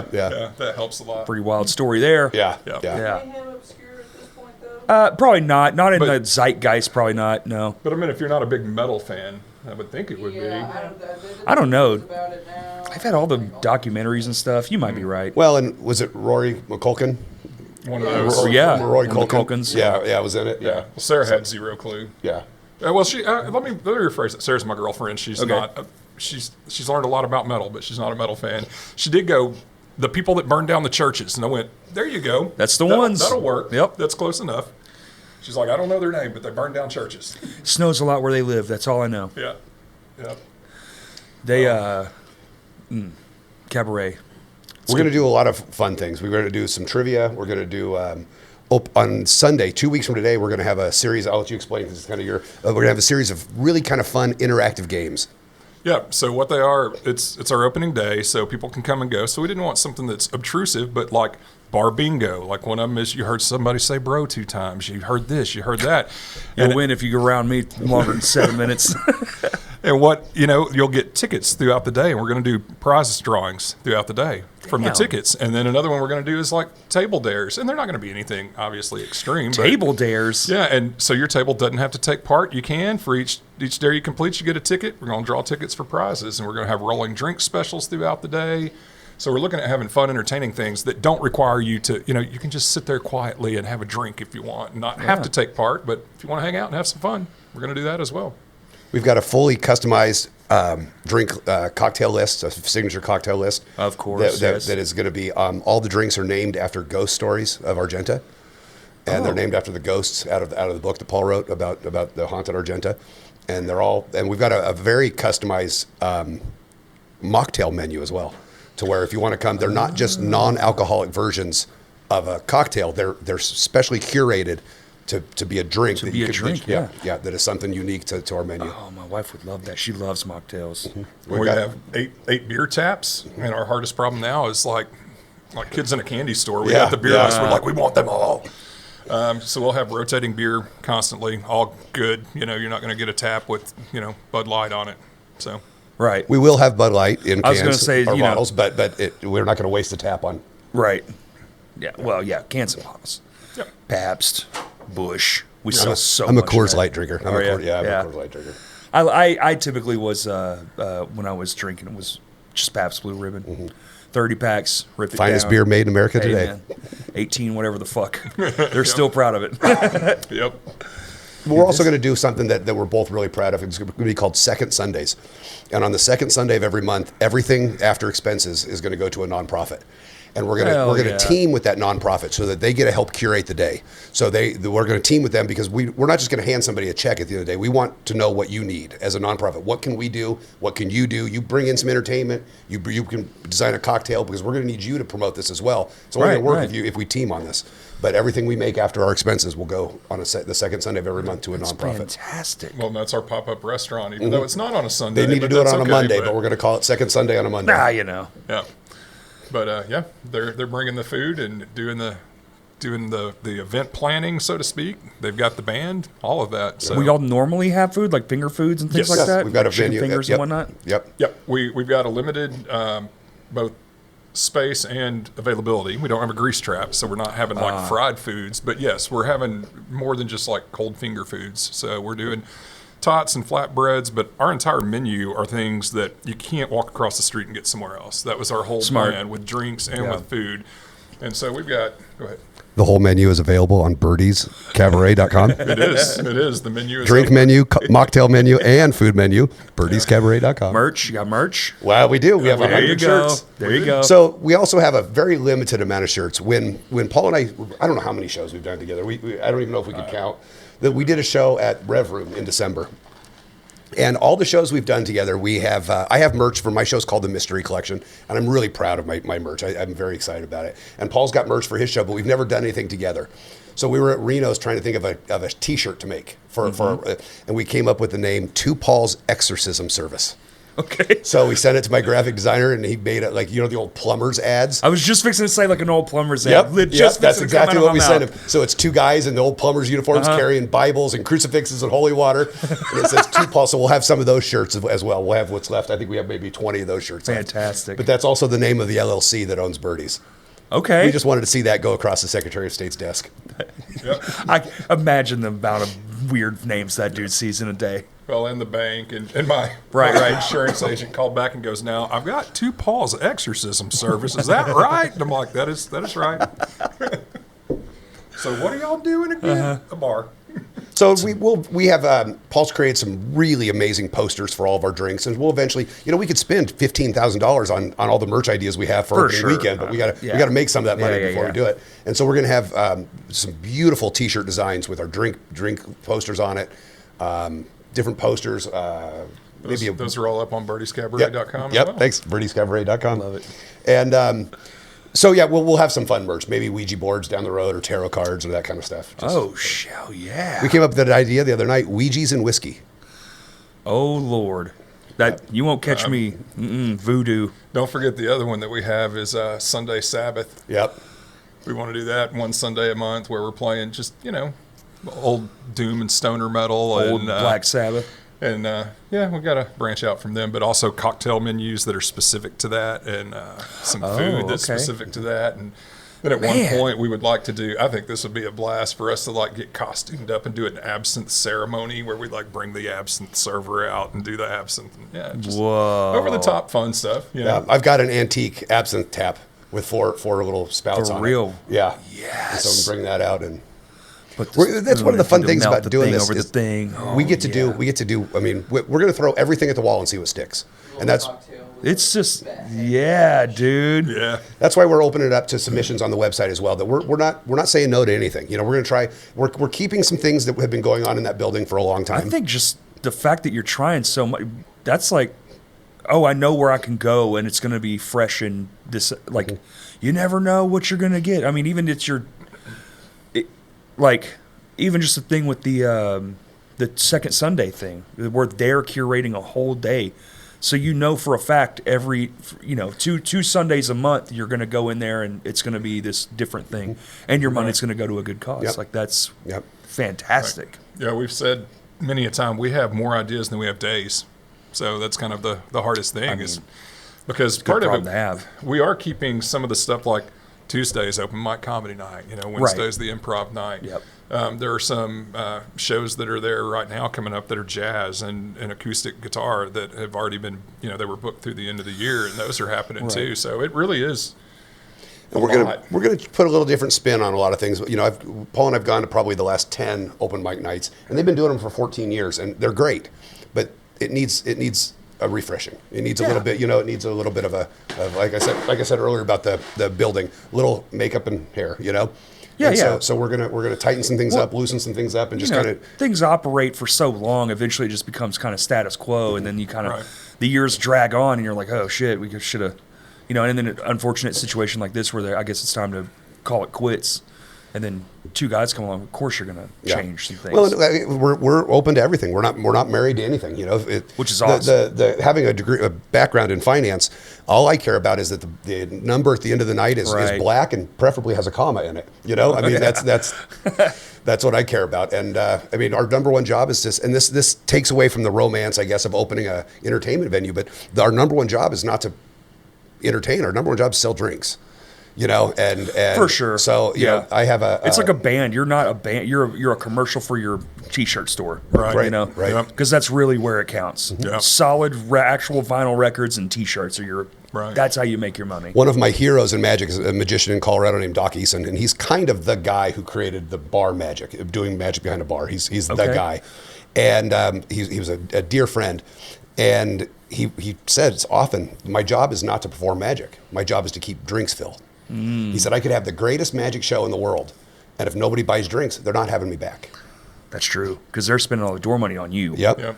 You cost them all their money at the door. They need people to buy inside. So we want to provide a very eclectic, fun, new source for entertainment that makes it a comfortable space where people want to come, hang out, have a few drinks, and see what we have going.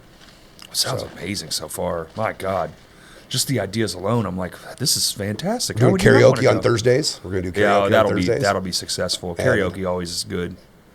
People love karaoke. One of the other things that I think we're going to bring different is we're looking at calendars for other places around us. Like Simmons is 6 blocks away. Yep. And if there's a country band at Simmons that wraps up at 9:30 or 10, guess what Birdie's is having? Country karaoke at 10:30. There you go. I mean, it just to tie. Get out there and busk them flyers, baby. Well, so I did the math because that's the kind of nerd I am. Simmons holds 18,000 people. Yep. Let's say they sell 15,000 tickets. If we get 1/2 of 1% of those people to come, that's 75 people. That's 2/3 of our capacity. There you go. 1/2 of 1%. If we can't convince 1/2 of 1% of that to walk the 6 blocks for a free cover for a country karaoke night. You just find the people are parked there. They're going to walk by our front door. And they started in Argenta at one of the other bars. They started, eating and drinking there. Right. So. Have the big old sign out front. Somebody going, hey, you going to the country show? I know. Look at you. Hey, cowboy hat man. Here you go. Yep. Yeah. We talked about that very thing. Street teaming it, man. Yep. Shit still works. Yep. And on comedy nights, Leanne Morgan is a comedian who's performing there in September. She's a very progressive, kind of almost feminine voice in comedy right now. Mm-hmm. We're going to have a female comedy showcase that starts at 10:30 that night. There you go. Smart. So, yeah. And just kind of tie that on. And if you're not ready to wrap it up after that, come over and have a couple cocktails and watch some local comedians. Absolutely. Themed nights. Perfect. Oh, we want costume themed nights. We've got. Oh yeah, for sure. We have a director of special events as well who will handle a lot of that stuff, and that's my girlfriend. She's like, I've been on TikTok and I found this thing. So it's like, all right. One I've been talking to her about is, we're also going to buy the rights, buy the license to show movies. So where we can show any movie. Having like a Clue movie night where everybody dresses up and you have games and costumes and you had to come in character. Harry Potter would be a big one, I bet. That'd be a blast. Yeah. All those people are in their 30s and 40s now. And you would keep them there for at least 3.5 hours. Right, right. Those movies are. Well, I got 3.5 hours. wasted watching Azkaban or whatever the fuck. We could make it 4.5 hours with a few breaks for refills. So bathroom breaks. Yeah, people are going to lose their minds. But it's really is a really well set up building, and it's going to be really fun for what we have planned on it. Yeah, I can't wait to go there and just check out the vibes. It sounds super vibey. This is our second run at a venue in Central Arkansas. We tried one a little over a year and a half ago. What was that one? We got sideways with the city of Little Rock on zoning. So we just bailed. They just made it too hard. Yeah. So, That's what they do. yep. It's obscene. All So- these businesses closing and leaving, and they're like, City attorney fucking agreed with idiots. us, and his best advice was, well, you should apply for it, get turned down, and then sue the city. Right. Nah, dude, that stinks, bro. What a terrible way to do So, business. and now in North Little Rock and Argenta, we are having the CVB and the council and all the business saying, oh my God, we're so excited for you. Yeah. We cannot wait to have you. Well, down that's here. why when you go on this side of the river and the other side, it's two different vibes. Yeah. It is. Yeah, it's working over there. Well, I think Argenta's kind of becoming a hot spot. I think. I think it is where it's gone. Yeah, I think it is the hot spot. I think the river market's kind of fallen a little bit. And now, keep in mind, I I've don't only want been to here for shit a on little bit, my. but- I love the river market, but it's like, come on, it's not even comparable at this point. Yeah. Well, we're just gonna. I mean, we're gonna add, and then they're building 2 hotels and a convention center in Right. Argenta in the next few years. Yeah, and exactly right. We don't even have to go into the politics of it. Like exactly, right? Yep. It's working. Yep. They care. If you just care, if the city cares and they put money into, like, people want to be entertained, they want to go out. But for some dumb reason, on this side and the whole way down towards the end of the line, the end of the concrete jungle, it just doesn't. It's not a thing. It's like not been a thing for a long time either. It's been a slow death, but look at everything going away. That's all you got to do. It's just like, look, here it is. It's all going away. They don't want to put money into it, or they try, and their ideas are like half-ass ideas. I know we usually don't get in the weeds of stuff, but it's like, I'm on this side of town. I want people coming to this side of town, Sure. but there's a reason they're not, and if you don't change, it's not going to change. So whatever. Sorry, I didn't mean to get No, all no, grumpy. I didn't mean to it's- get all grumpy. It's no, just that's we. I can't think of the last time I went out in the river market, not counting going to the cake concert because we weren't going out. cake. Yeah. Yeah. That was a fun show. was a It's a great good band, show. man. That was That was a awesome. great I like show. I like a couple cake songs. I'm not gonna lie. I was going to great say show. the only time I go out to Little Rock for a show is either Vino's or the Hall. Exactly. Right. Or Rev Room But too. look, and but look how Stickies, much the river market has fallen off for shows. They used to do shows there almost every night of the weekend, and now Right. it's like 3 a year. Right. But I think every That's why time we've almost- gone to a show at the Hall, we've ended up at Reno's afterwards. We've Yeah, ended we up back have. in Yeah, yeah. Argenta. We still Back go in back to Argenta, Argenta. yeah. I mean, Well, granted, I mean, we there's the lived hall there. right there. Right. It's literally- yeah. Right. Yeah, my And old Vino's law is- firm was right down, like a block down from Vino's. Yeah, so- Vino's is right there. Yeah. So it's like, yeah, I don't know, man.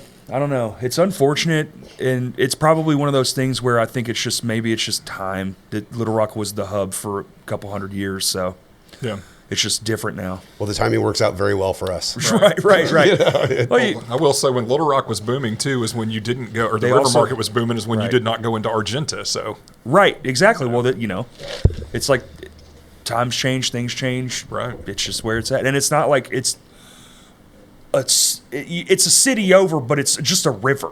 Right. It's 6 city blocks really.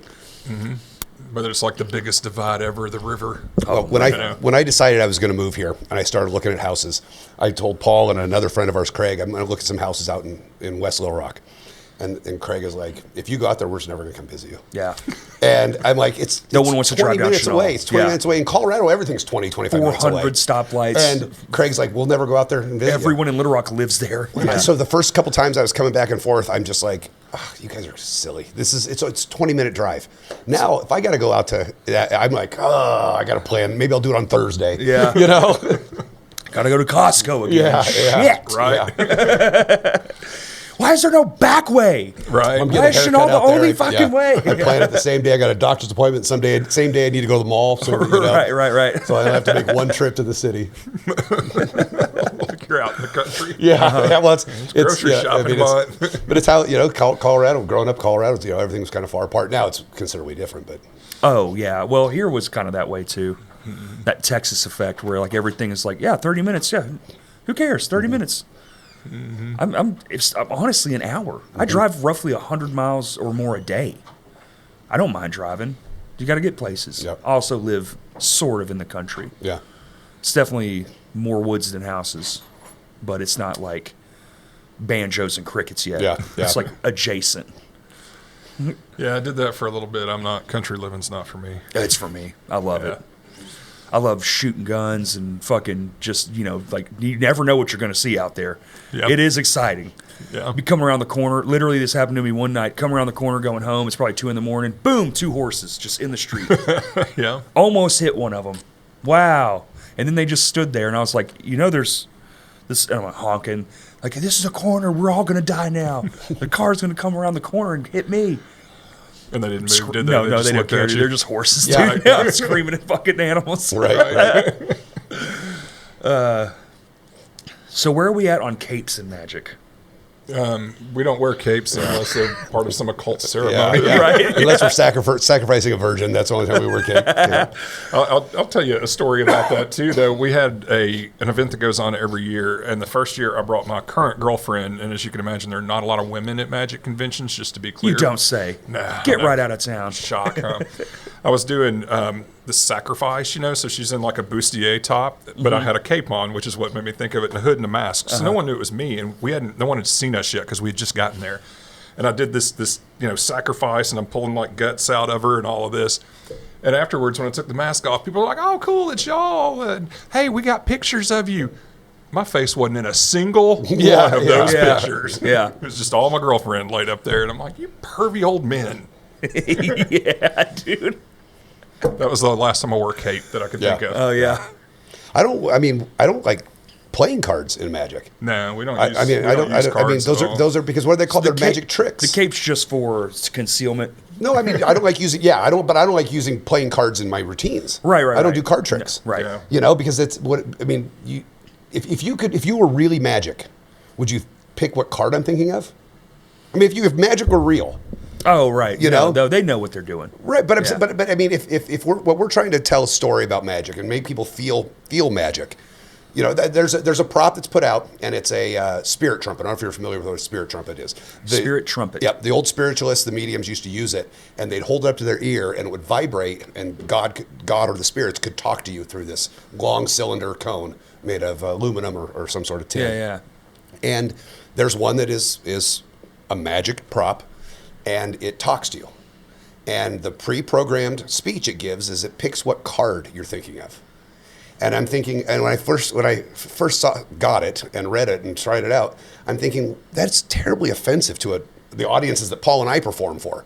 Because if you get a chance to talk to a spirit, it's the closest you're ever going to have to talk to God. Oh. And you want to ask them, what card am I thinking card about? I'm thinking of. Oh, I see. What? I mean, if you had one question, you could ask the spirit. Would it be, what card am I thinking of? Not even a fucking chance. No, that Yeah. wouldn't be. the- It wouldn't be I don't the even think it 100th would be question. the last question. I just would never ask it. It wouldn't be a question. Right. Yeah. So I think that kind of stuff is what is wrong with. Well, it's kind of what's wrong with Magic. I think it's insulting to a sophisticated adult audience. Now we've got great friends that make very good money performing for kids. Different. Not my bag. It's a different thing. Yep. Yeah. Well, and Paul saw it. One of my seances, the first seance I did actually, I had a routine that I didn't use after that because the guy See, that started scares the hell out of me. he's- Seance. I get all fucking. The guy started crying. He straight up I started probably crying. would. I'm a pretty emotional guy. I asked him and I redid the question after that to think about somebody who had passed that he knew, but he didn't have any negative feelings about. Like, no, like, this isn't going to be traumatic. Well, I asked him to think of that at the start of the show and just think about this person throughout the show. Well, at the end, I'm using the Ouija board, and it starts to spell the person's name. Oh, my and dude God. just broke down crying, and I'm There's- like, oh, my God. So that's why it's offensive that, you can create really powerful effects. see where you're coming from. Yeah. And then you're going to do a playing card? Gotcha. Yeah. Yeah. It just cheapens what we do because that is the kind I of stuff see. we do. After that, I changed it to a pet. I mean, even then, I'd be like, Now, don't get me wrong. I'm not afraid to bust out a deck of playing cards at a party or sit around. Sure. Because I still do Parlor those tricks are fairly always still well. good, yeah, but yeah. I'm just Same sleight of hand. Yeah. I can do sleight get the of hand all day. $100 I bill don't out use from it. underneath the beer bottle kind of trick. Yeah. But I just, as part of my show, I mean, I describe it as an intimate evening of mystery and illusion. And that's, Yeah. Card tricks aren't. I see mysterious where you're or coming illusion. from now. Yeah, that makes more sense. That's I would be bawling. Oh my God. Yeah. Well, like I say, I changed it to pets after that. Yeah, I mean, yeah. and it's all depending on. So I got hired to do a ghost hunt at the Lord Baltimore Hotel in Baltimore, and after that, a seance. So there's nothing magic associated with it. There was no. these are believers. This is a true thing. For that, if someone cries, I'm okay with it. Mm-hmm. You know, as long as I'm not hurting anyone. You know, I don't want to take advantage of anyone. So you mess with a lot of ghost stuff. I have. In a lot of haunted buildings. Yeah. Did anything ever happen that even you were like, what the fuck? Yes, in forequarter. Multiple times. Really? And I am not a believer in ghosts, and I've had unexplainable things happen in that building. We should put that video on our. We should put that video on our Facebook. Yeah. I mean, yeah, there's a video that Conan sent me that it's the middle of the day and there's no one in there. And he's got, well, I say there's no one in there. There was no customers. Spirits were in there, huh? Wow. They've got a still up on top of that bar. And in the video, you see it, totally empty bar. Like, it doesn't fall. It flies forward into it goes into the ice bin at the front of the bar. It didn't just off fall. The shelf.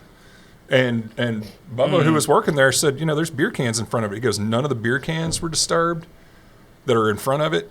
And he said it was like a perfect ring, like it got picked up and thrown. That's a video that's pretty unexplainable. I had one. I Yeah. can't. Yeah, that's the only reason I believe in ghosts, because I'm like, I can't explain it. It's the only thing that makes sense. What is it? Yeah, tell us. I've told it before. I was a kid. Now, I will say I was playing outside, and it was hot, so maybe. But where my house is, I'm not going to say it on here, but I'll tell you after what this house is known for. I used to live in. We didn't know that when we moved in there. But somebody was killed there, basically. A child. Okay. And I was playing basketball. So it's like a driveway like this, and there's a garage, old school Americana, hoop and board, that kind of thing. And I was like, all of a sudden, I was fine. And then I just felt like really weak, cold, weak, right? Very cliche, but that is what it was. I still remember it so vividly. And I looked down, and in the leaves, I see these impressions. Shh, shh, shh, shh. And it ain't wind blowing. It's like depressing, like feet. And still gets me. And I'm like, I run inside. I'm scared out of my mind. I'm still feeling all kinds of like weird. Sit down in my recliner, and we had a 32-inch Sanyo. Remember those bad boys? Oh, yeah. The remote sitting on the arm of the tan couch, like arm, right? And I knock it over, and the remote goes, haul it. I mean, just could not be running any faster. Up the hill, down the street, and down Highway 5 to my buddy's house. Just scared out of, like, it still gives me the heebie-jeebies. Holy shit. And I have no explanation. I saw feet steps, and I saw the remote float in midair for like half a second. It just didn't fall like this. It went, and then fell. Man. Nope. Still gets me. Yeah. Still gets me. Well, I'll tell you another four-quarter one. I do a mini seance there at the end of the ghost tours that I do, because we do like a bar hop ghost tour. Oh my God. And I've got this candle where I'm calling on the spirits if they can make the flame flicker or anything like that. And we're upstairs, the upper part. And as the candle flame starts to flicker, the lights start to flicker. And then the lights went out and the candle went out. And then the lights came back up. So I went down to the bar and went, all right, Bubba, where are the lights upstairs? Who is messing with me? He goes, there's no switch upstairs. They're downstairs. That was... I'm leaving. Fucking see you later. See that one? Yeah, dude, look. Oh, shit. Because that was one of those, like, I thought an employee was up there like, all right, I know what's happening. Here we go. Sure. Yeah. Well, what about the woman in the stairs? Yeah. Oh, yeah. This was the very first one I did. All at four-quarter. Yeah, all at Oh, my four-quarter. God, this place is haunted as hell. The first booze, I call it Booze and Brews. The first Booze and Brews I did, we were doing the seance at four-quarter, and the story is they've seen this ghost on the stairs. And our whole group is there at the bar. We just walked in, and there was a woman standing on the stairs, truly just by herself, and it looked like someone shoved her. She flew off those stairs and had to be taken out on a stretcher by EMS. And that was the very first one I did, and I had a whole group to witness that one. They were all there, and we were just like, no one was around her. She didn't fall. It looked like she got shoved off the stairs. Oh, my God. Very bizarre. So, yeah, there's been a lot of weird things there. We just have to keep a camera on me the whole time if we go, dude, because I'm just going to be... Well, that's what I was gonna say. I get so... Because I'm not filming for that. I'm going to have to wear one of the things and just be like... Well, I'm telling you, we can do an overnight. We can do an overnight ghost hunt at Birdie's, no problem. Yep. Oh, Oh my I'm God. the guy that is like, you send me whatever dark Dude. place with you, I'll do it. I'll do it, but I will I'm a very reactive Oh, yeah. person. Yep. We'd love to have it. We'd love to have you come do an overnight ghost hunt in our building. And there's all kinds of stories down there. You know, I mean, Argenta originally was a very violent, very rough place. The soldiers from Fort Roots weren't allowed to go. I don't to even know much Argenta. about it, to be honest. Well, the Trail of Tears came right through there. Yeah, But it Main seems Street, like Trail of Tears. You've done your history lesson. You said you yeah. wrote a book on all the stuff down there. I did, yeah. Which will be available at Birdie's, What's also it at called? What's it called? birdiesargenta.com. Haunted Argenta. Or Oh. Birdie's Cabaret. Yeah. It's very apt. Yeah. Well, part of it, I started the Haunted Argenta tours, and admittedly, part of it was self-serving because people are like, "Oh, I can do that too." So I figured if I wrote the book, then I'm still the guy, Right. You know, because I wrote the Legitimize book it. on it, Right. But I worked with the History Commission down there. They were super shit. helpful. Yeah, the Argenta History Commission. There's a guy there, Kerry, who, man, he knows everything about everything. He wrote a book, like a school textbook size, on it's called The North Side of the River, on North Little Rock history. So Wow. he was super helpful. But one of the cool things in doing my research, you know, mine was more focused on murder, suicide, that kind of thing. Sure. I told him, I said, and I went through newspaper archives to find all this stuff, and I said, I think I found a serial killer from Argenta from the 1800s, early 1900s. I showed him everything, and he goes, I think you're right. What? Yeah. It was like 3 or 4, I think 4 murders over a period of like 3 years, all killed the same way, and all the bodies dumped around the same place. And I don't think anyone had just strung those together. But as I started writing this up, I'm like, holy crap. This looks like, It's a serial killer. Yeah. Yeah. Whoa. yeah. And then oddly, you know, people lived places for a long time. Our friend Craig that Paul mentioned earlier, I was showing him that, and he goes, that's part of my family way back when. Oh, of One course. of the victims. Oh, one of the victims. Yeah, one oh, of the victims well, is that's part of his better. family. Yeah, no one knew who the guy was. No one was ever convicted of the murders. Wow. Oh, well, yeah. I mean, back then it was like, come on, Right, so easy. right. They all disappeared around the Argenta area and all appeared around Burns Park area. Of course, Burns Park back then was middle of nowhere. Right. Just trees, woods. Yep. Now it's, well, I guess it's Still not a lot of woods trees anymore. and woods. I don't know. That Well, right. tornado took care of a lot of it. That's true. That's true. I've played frisbee golf out there. It's still a lot of woods. Is it? Okay. Yeah. Frisbee golfer? Yeah. Try. It's fun. Yeah. Very Colorado. Well, I used to back in Colorado. I had a group of buddies that Yeah. had some free time as well, and we'd play every Thursday. I feel like it started there. Oh, I think so. Yeah. You know, from a guy that grew up in Colorado, everything cool started in Colorado. That's fair. We did legal weed first. We were doing it when it was cool. And craft beer, I think. Oh, right. You know, I mean, That definitely was them. Yeah. I'm going to call California on that one. I still think Craft beers? Yeah, Sierra Nevada. Might be right. I know. Yeah. I think we're the. I think Colorado's the. because Red Hook, they were Yeah. in Seattle, and you I think had Colorado's Seattle. the Napa Valley of, or at the peak, Colorado is the Napa Is Valley. it the better beer than California? Absolutely. Yeah. I'm not going to dispute that one. For sure. Yeah, that was the reason I went to Colorado for the first time. Was beer?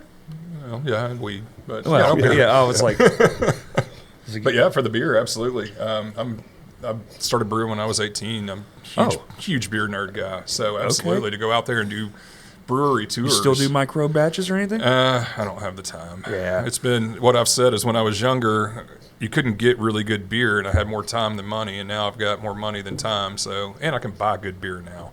It's really hard when I'm 50. When I started brewing, when I was 18. When I was 18, you couldn't get good beer. There just wasn't any. No. Arkansas. Yeah, so you had to make it. Yeah, And then as well, better beer came in, I'm like, and the cost of homebrew supplies have really gone up to where it's not easier that just to much cheaper. Buy somebody else's. Yeah. Mm-hmm. Get some obscure thing online and get it shipped to you just so you can have something weird. Now, I will say I went to Lithuania about a month ago. Of course you did. And I had a opportunity to meet with a guy who had a homebrew shop in Lithuania. And he had some of the most phenomenal beers he let us try that were all medieval-based recipes. I do want to get back into brewing. Some mead. He had some mead, but a lot of it was legit just beer, but didn't taste like anything you've ever had. Almost all of them had smoked malts because that's how they would dry the malts is with fire. Would you say you got 8 taps? We do. Get a keg shipped. Yeah. You know, Wilhelm would probably drink that whole damn keg. I've had a liquor license in Colorado and a liquor license in Louisiana and now a liquor license in Arkansas. And I did not go through half of the bullshit in so Colorado or Louisiana It's that we've so gone bad. through here. Yeah. Yeah, I've had a few friends open businesses. I know the nightmares that it is. It's unreal what they do. Yeah, well, that's because of our hugely disparate liquor laws. 73 different liquor licenses in Arkansas, and it's such a patchwork is what creates the mess. Yeah. They need a big broad overhaul. Yeah. Oh, big one on that one for sure. And anyway, that gets more into the weeds. Yeah. I'll just get back on the thing. I don't like high horsing too often, but it's like sometimes it's just like, what are we doing? What are we doing? What the fuck are we doing? I get it. Yeah. You want people to have fun, and you don't want to like. What does it matter when they can go 8 minutes the other direction and get the same thing? I don't know. Anyway, Lord, ghosts. I got a pitch. If we could work it all out, we do your tour, and then finish the night doing the overnight at Birdie. We could absolutely do Absolutely do that. The whole thing. I'm down to be terrified. I'm already terrified at the thought of it, honestly. I think that would be fucking rad. Yeah. We could do that easy. Yep. Yep. Let us get our feet sturdy and running Yeah, business. yeah. But No, it's- And get past- this fall, let's do it. And past October, Yeah, because we that's can't when do I it in do October. that's when I do the ghost tours all the time. Or in October. Yeah, it's so- got to be fall. I'm too fat for summer activities. Yeah, it's too hot. I work outside all day. When I get in a building, I don't want to not be in the building. But because Argenta's an entertainment district, you can walk around with. That's other people right. can walk around Yeah. with cocktails. So Yep. No, I'm a water boy. my restaurant in New it. Orleans, we sold our to-go drinks in blood bags. And had little straws and our As a logo vampire on them. thing. Nice. And the best part about it is people would be walking through the corridor with them. And wait, where'd you get that? Right there. And we just had a line out the door. People Oh, just the buying. interesting apparatus to get the beverage. It's like when you go to Memphis and you see the guy with the bucket or the big tall thing, right? Right. You're like, hey, where'd you get that from? That hole in the wall right there. Right. Perfect. And it's- $30. And as far as I'm Yep. aware, there are no regulations, rules, or anything else around what container you have to use in Argenta aside from plastic. And if I'm wrong, ignore that, city, until I can look into Well, it. the ones we ordered were for drinks, and we made them blood bags. They were drink pouches, Right. And we just had a sticker printed to make it. I just meant just thinking thinking about some giant cup Oh, or yeah. whatever. I don't know if there's any. I don't think there's Oh, any right. regulation around your serving container as long as it's not glass. I don't think so. Right. Could there be? Because remember when like they would, like at the fair, it's like an alien. Yeah. Well, I Yeah. just meant Argenta because each one has their own little local rules and regulations because the entertainment district is decided by the city, Oh, not I by the see. state. I see, So I you got to see. look and see what the city said. I see. Or the weird one, in Argenta, it's 10 a.m. to 10 p.m., which makes little sense to me. Why isn't it like noon to midnight? But I don't know. I wasn't behind the planning. Because I'm more of the mindset, you don't need to be wandering around at 10 a.m. with your drink. Right. That's what I'm more concerned about, yeah. Right. Oh, yeah. I didn't 10 even put a.m. that to together. 10 Yeah, 10 p.m. a.m. What the fuck? Right. I mean, that comes into play maybe on like parade days or on festival days, or true. you know, Maybe but that's what- but that's 5 days a year as opposed maybe to that was the thinking, 52 though. weekends I a year. did not even think about that. Because That those makes a lot days of they're probably sense. making a killing on those 5 days. That makes a ton of sense because parades are around noon, so that way you can get Hey, started early. when you're in REITs, like one day could be like Black Friday. Companies make like how many % of their sales for the Right. whole year in that one weekend? right. So, Well, we'll I be can see open why. every parade day. oh, so, for sure. Yeah. Got to get that. Yeah. We I got- guess yep. it's obvious we're open every day, but 7 days a week. 7 days a week. 7 days a week. 3 to midnight. For real. Yep. Wow. Yep. That's our plan. That's a good plan. Yeah, we're not starting off soft on this. I No, mean, you're not. I mean, so we're- far, I've just been. Some of y'all's ideas are fantastic. Well, thank you. Makes Yeah. me want to be like, call you guys up and be like, hey, we got this idea for this thing. What do you think? On birdiescabaret.com, there's a submissions page. Do y'all like email back and be like, well, what if we did it like this instead? Or So far we haven't had anyone submit. Well, I guess we have, but it was for a birthday Yeah. event, which is going to work out just fine. You have to actually think. It requires you to put in how many tickets do you think you're going to sell? How are you going to yeah. market? What is your Proposed budget. target market? What's your budget? All that. But when we get those, I would love to reach back and go, how much do you want to do versus how much do you we want need to us? do? We, Yeah. So part of this is going to be, we're going to figure it out. Like Marcus with Dead Party Media is helping us put together a show. And I talked to him and I'm like, man, you do a good job at this. You want to put together a show? And he's like, yeah, so far I haven't done anything at all. yeah, So- yeah. He'll probably He'll probably just do it all. just do it all and then say, all I need are the bands and some graphics. Well, anybody with any kind of like, I guess, with some knowledge of how like booking a good show and putting it on. Any good promoter worth their weight. That's all they really need is a room. Right. You just need to get out of their way. I mean, you have your set of rules for your room, but that's all up front. And then just get out of their way. Like, sick, sell it out. Yep. We'll all make money and we'll all be happy. I agree. We both four-walled plenty of shows, so we know about the promotion side of it too, and the hustle, and have getting the name, getting the word out. I still some shows I'm less than. Some shows I'm like a savage with it. Yeah. I'll be downtown with flyers, QR code. I think QR codes are huge for flyer sticking because now it's like everyone has a phone. Right. Just here's the bands, here's all their Spotify links, here's like the event page link. Right. Get it, especially if you want it to do well. Right. Yeah. Well, we'll see how much and y'all are what we're doing and how much we're going to do. But I mean, it's so far. I mean, we haven't opened, so I can't really say much. But selling out the first weekend. Granted, I also know that you get a spike right. You always get the spike. It's like when we started in this room, we got a big spike, and I was like, don't pay attention to that one. Right. That's not fair. Right. Everyone just wants to see the new digs. Yeah. And that's cool. That means people are paying attention. Right. But it's up to you. How can you keep them? Because it's about steady business. It's not about certain nights. Pops are good, but you want steady. Correct. You know? Oh, absolutely. And then just build that.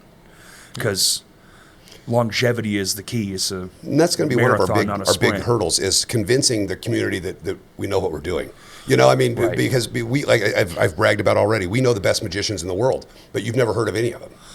Yeah, unless they're on TV, I don't know. And some of them will have been on TV, but most of them are just magicians. And so you're just gonna we want to build where the community just has the faith in Birdies that what we're putting on stage has been vetted. It's been we've toured with them, we've worked with them. Sure. It's not just the magicians, but the burlesque acts. The burlesque acts. Paul's worked with several of them. There's one that's been very successful. The Foul Play Cabaret out of Hot Springs has been very successful at the current location, and so we're bringing them back quarterly. But I did several shows in New Orleans with burlesque acts that we're going to bring up as well. The comedians, we're vetting all the comedians, and the music is all going to be kind of curated for what we want. So we want the community to be able to trust that what we're putting on stage is they first know class whatever they entertainment. show up for, Yep. they'll have a good time. Even if they've never heard of the comedian or the magician, they show up. It's going to be trust good. the process. Yeah, that's awesome. And I'll tell you one thing that kind of hit with me. I took some friends to a show that was, it's like stoner metal, so not metal, not or anything, right?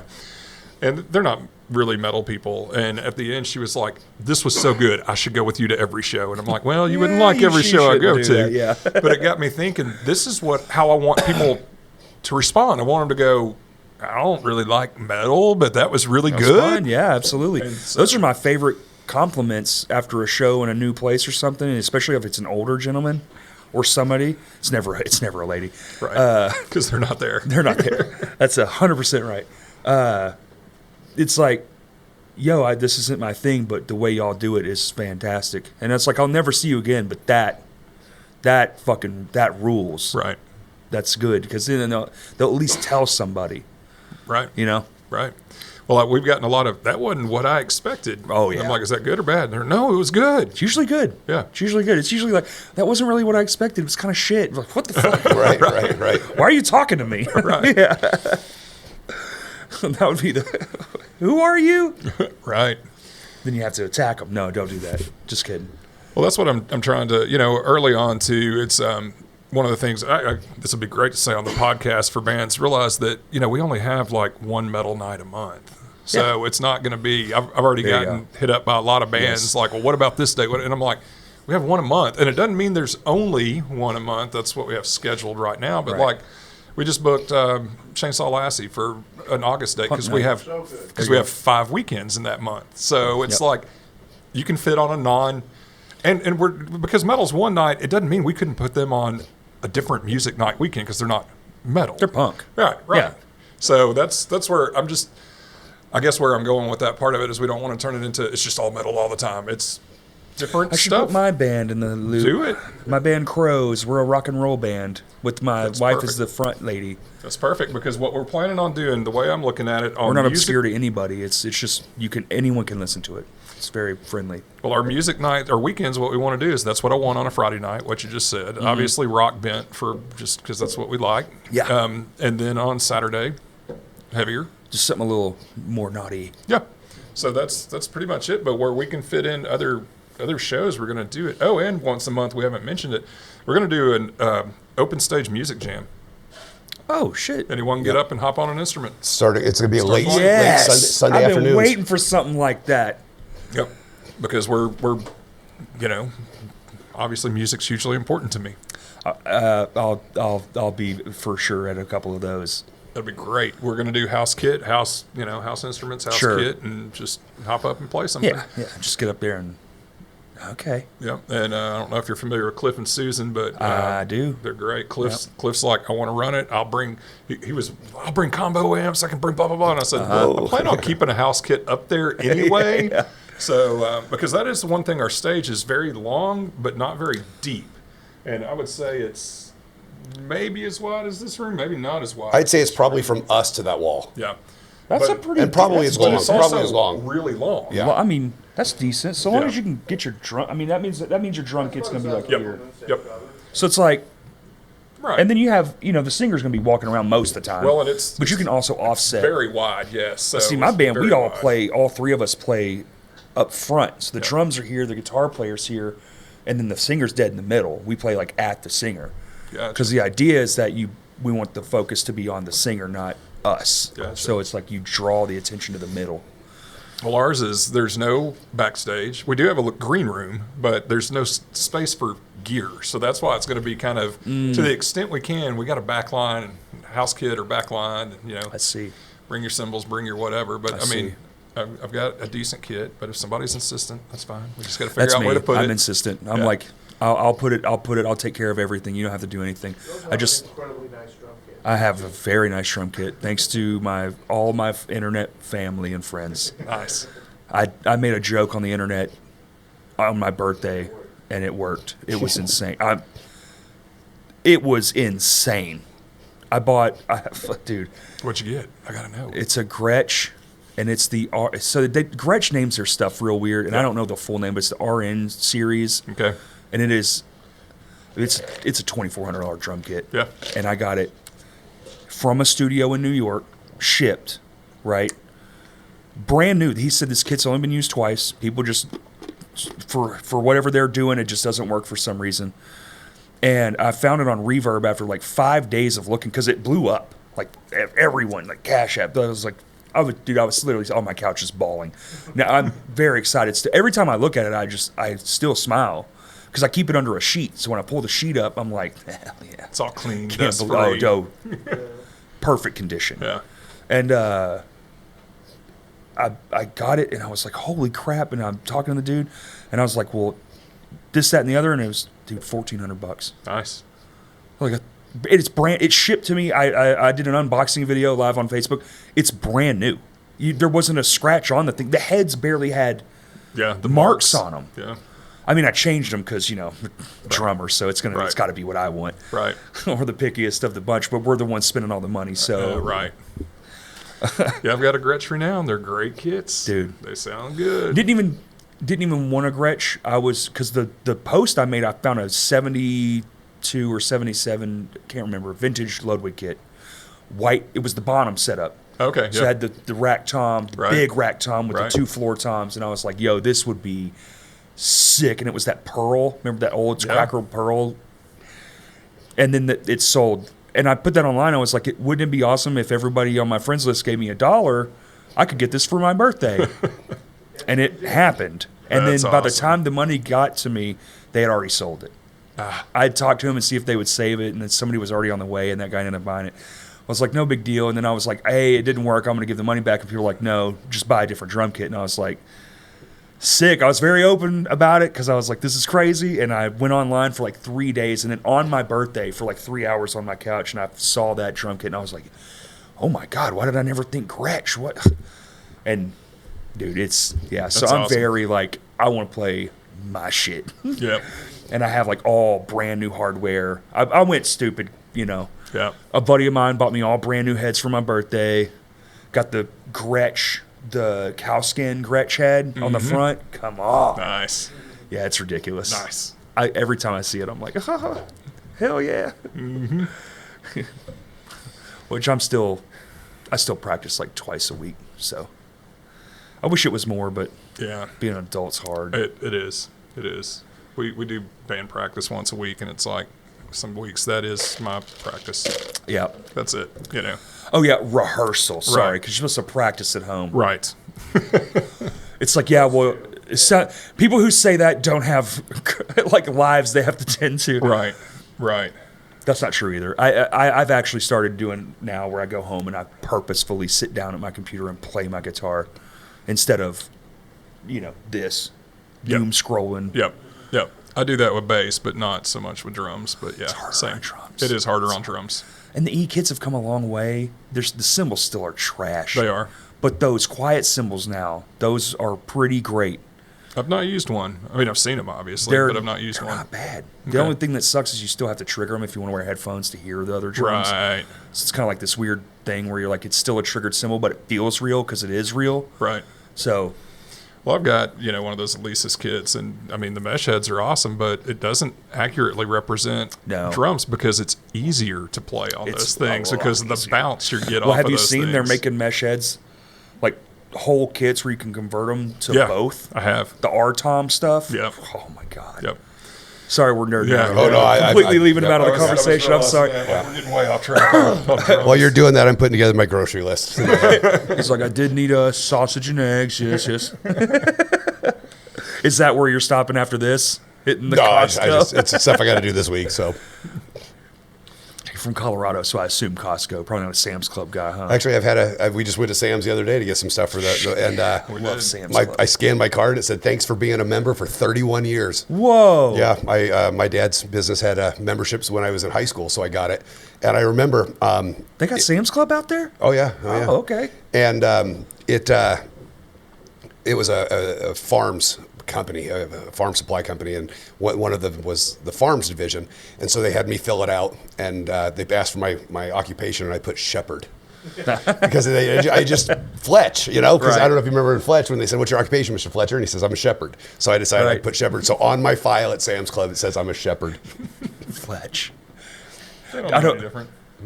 Hopefully an older crowd listens to this so they know what Fletch is. Yeah. If you don't know what Fletch is, you're missing out. You really are. Go for the Chevy Chase one, not the John Hamm one. The John Hamm one's fine. It's but fine. It's not the Chevy Chase one. It's not. And the first one is a masterpiece. Oh, no, it's based on a series of books. I didn't know that. There's like 18 books in the Fletch series, and then they did Son of Fletch, Flynn, Son of Fletch, Greg and McDonald. They were mystery books, and Okay. they're the source material. I mean, they are. It is hard to read those books and not think of Chevy Chase being Being the guy. Yeah. It's almost like it was written for him. Yeah. Fletch is probably the most quoted movie in my life. Really? Yeah, Fletch Nice. or Caddyshack. Okay. So That makes sense. Those are your era for yeah, sure. Yeah. I'm thinking I was you were 10 when I was born, so that makes a lot of sense. What would have been popular in those Yeah. times? Yeah. Yep.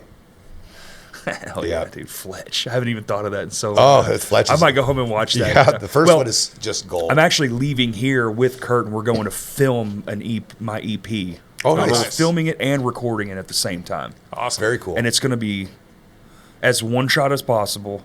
I know we're going to have to, there might be some flub ups or something. So it's if it's a catastrophic, we'll probably do a retake. But we're going to try my best to just hone in, be serious, shoot the whole thing in one shot, and just that's what it is. I like that band. I want it to exist in that raw format, Right. where it's just as honest as we can get it. Well- And mistakes and all, but not I completely I played a verse before a chorus kind of thing, Right. Because I've done that. I think we all have. Oh yeah. Oh, But yeah. that's I'm literally- bad about not counting because I don't like to count. I don't like numbers. No, dude. And I'm like, I know this song, and then the band will even live. They'll look at me and you forgot a whole verse, yeah. and I'm the singer and drummer. So even singing, I'm like, I forgot. Really, I forgot. Oh yeah, I did forget a verse. Do you play? You don't play any instruments? During divorce COVID, I cooking and learn guitar were going to be my two self-improvement projects. Great projects. And so I was taking guitar lessons, and then I had a flood in my house. And Fuck. I'll make the story very short. It filled up my window wells in my basement, blew out the window wells, and flooded my entire basement. We had a rainstorm like we'd never had before. I tried to stop the rain by putting something in the hole of the window wells. And as I did, I slid my hand down and cut all the way through my hand, my knuckle. So I can't, my fret hand, I can't, Oh, I yeah, can't move those anymore. dang, so I had to have my hand put back together. So for a guitar player, I make a really wonderful magician. So I do. My dad played guitar in high school and college, and he's been giving me his guitars. So I've got some pretty amazing old '60s and '70s guitars that my dad played, and so I still will mess around, but I'm not good. Dang. But, yeah. Well, there's always, say 2 fingers. Well, probably nothing. Damn. Well, I mean, Naomi could do it, but he didn't start at 45 years old. Right, yeah. A little different. You can tune to drop C and just use one finger and power chords. It's true. Well, you can do open D, Right. where you only have to have one finger. Yeah. Because there was a blues guy that did that, and he would just everything was just with Yep. one because he had a crippled hand or whatever. He would just that's what he would do. Yep. Fantastic. Yep. How long have we been going? I do have to leave soon. 247. Perfect. Yeah. Let's wrap it up. All right. Okay. Sounds This good. was one hell of a podcast. Yeah, we're at an hour and 49. Yeah, that's perfect. Yep. All right. Once again, plug Yep. the stuff. Check out probably the best place for the quickest information is to find us on Facebook and Instagram at Birdie's Cabaret Theater and Lounge. I think our Instagram is Birdies_Argenta. Okay. We update the calendar as things are coming in. Paul, like I said, Paul put 3 things on today, and tickets are available for about a dozen different things, probably. Yeah, they are. So going out through July and August. Wow. Yeah. So we take over the building tomorrow, which is the 19th. I know this will be after that, but we open on June 1st, Sunday, June 1st. This will come out, I think, that weekend. And our big kickoff weekend, our big opening weekend is the 6th and 7th. This comes out the 27th. Perfect. Perfect. That's perfect time. Yep. It is. Yep. So That'd this be great. weekend, Yep.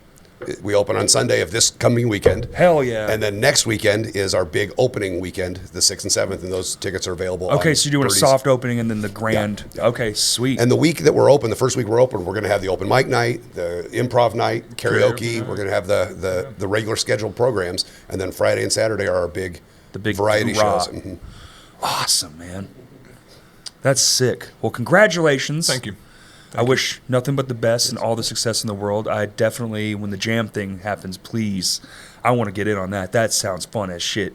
I've always wanted something like that to come here. I hear about it in Nashville and Texas and stuff. Right. I've never heard about it here. Maybe it is. You know, I don't know everything that I know goes on there's here. a blues jam night, but we're wanting it to be I don't know how to play the. jam night. Yeah.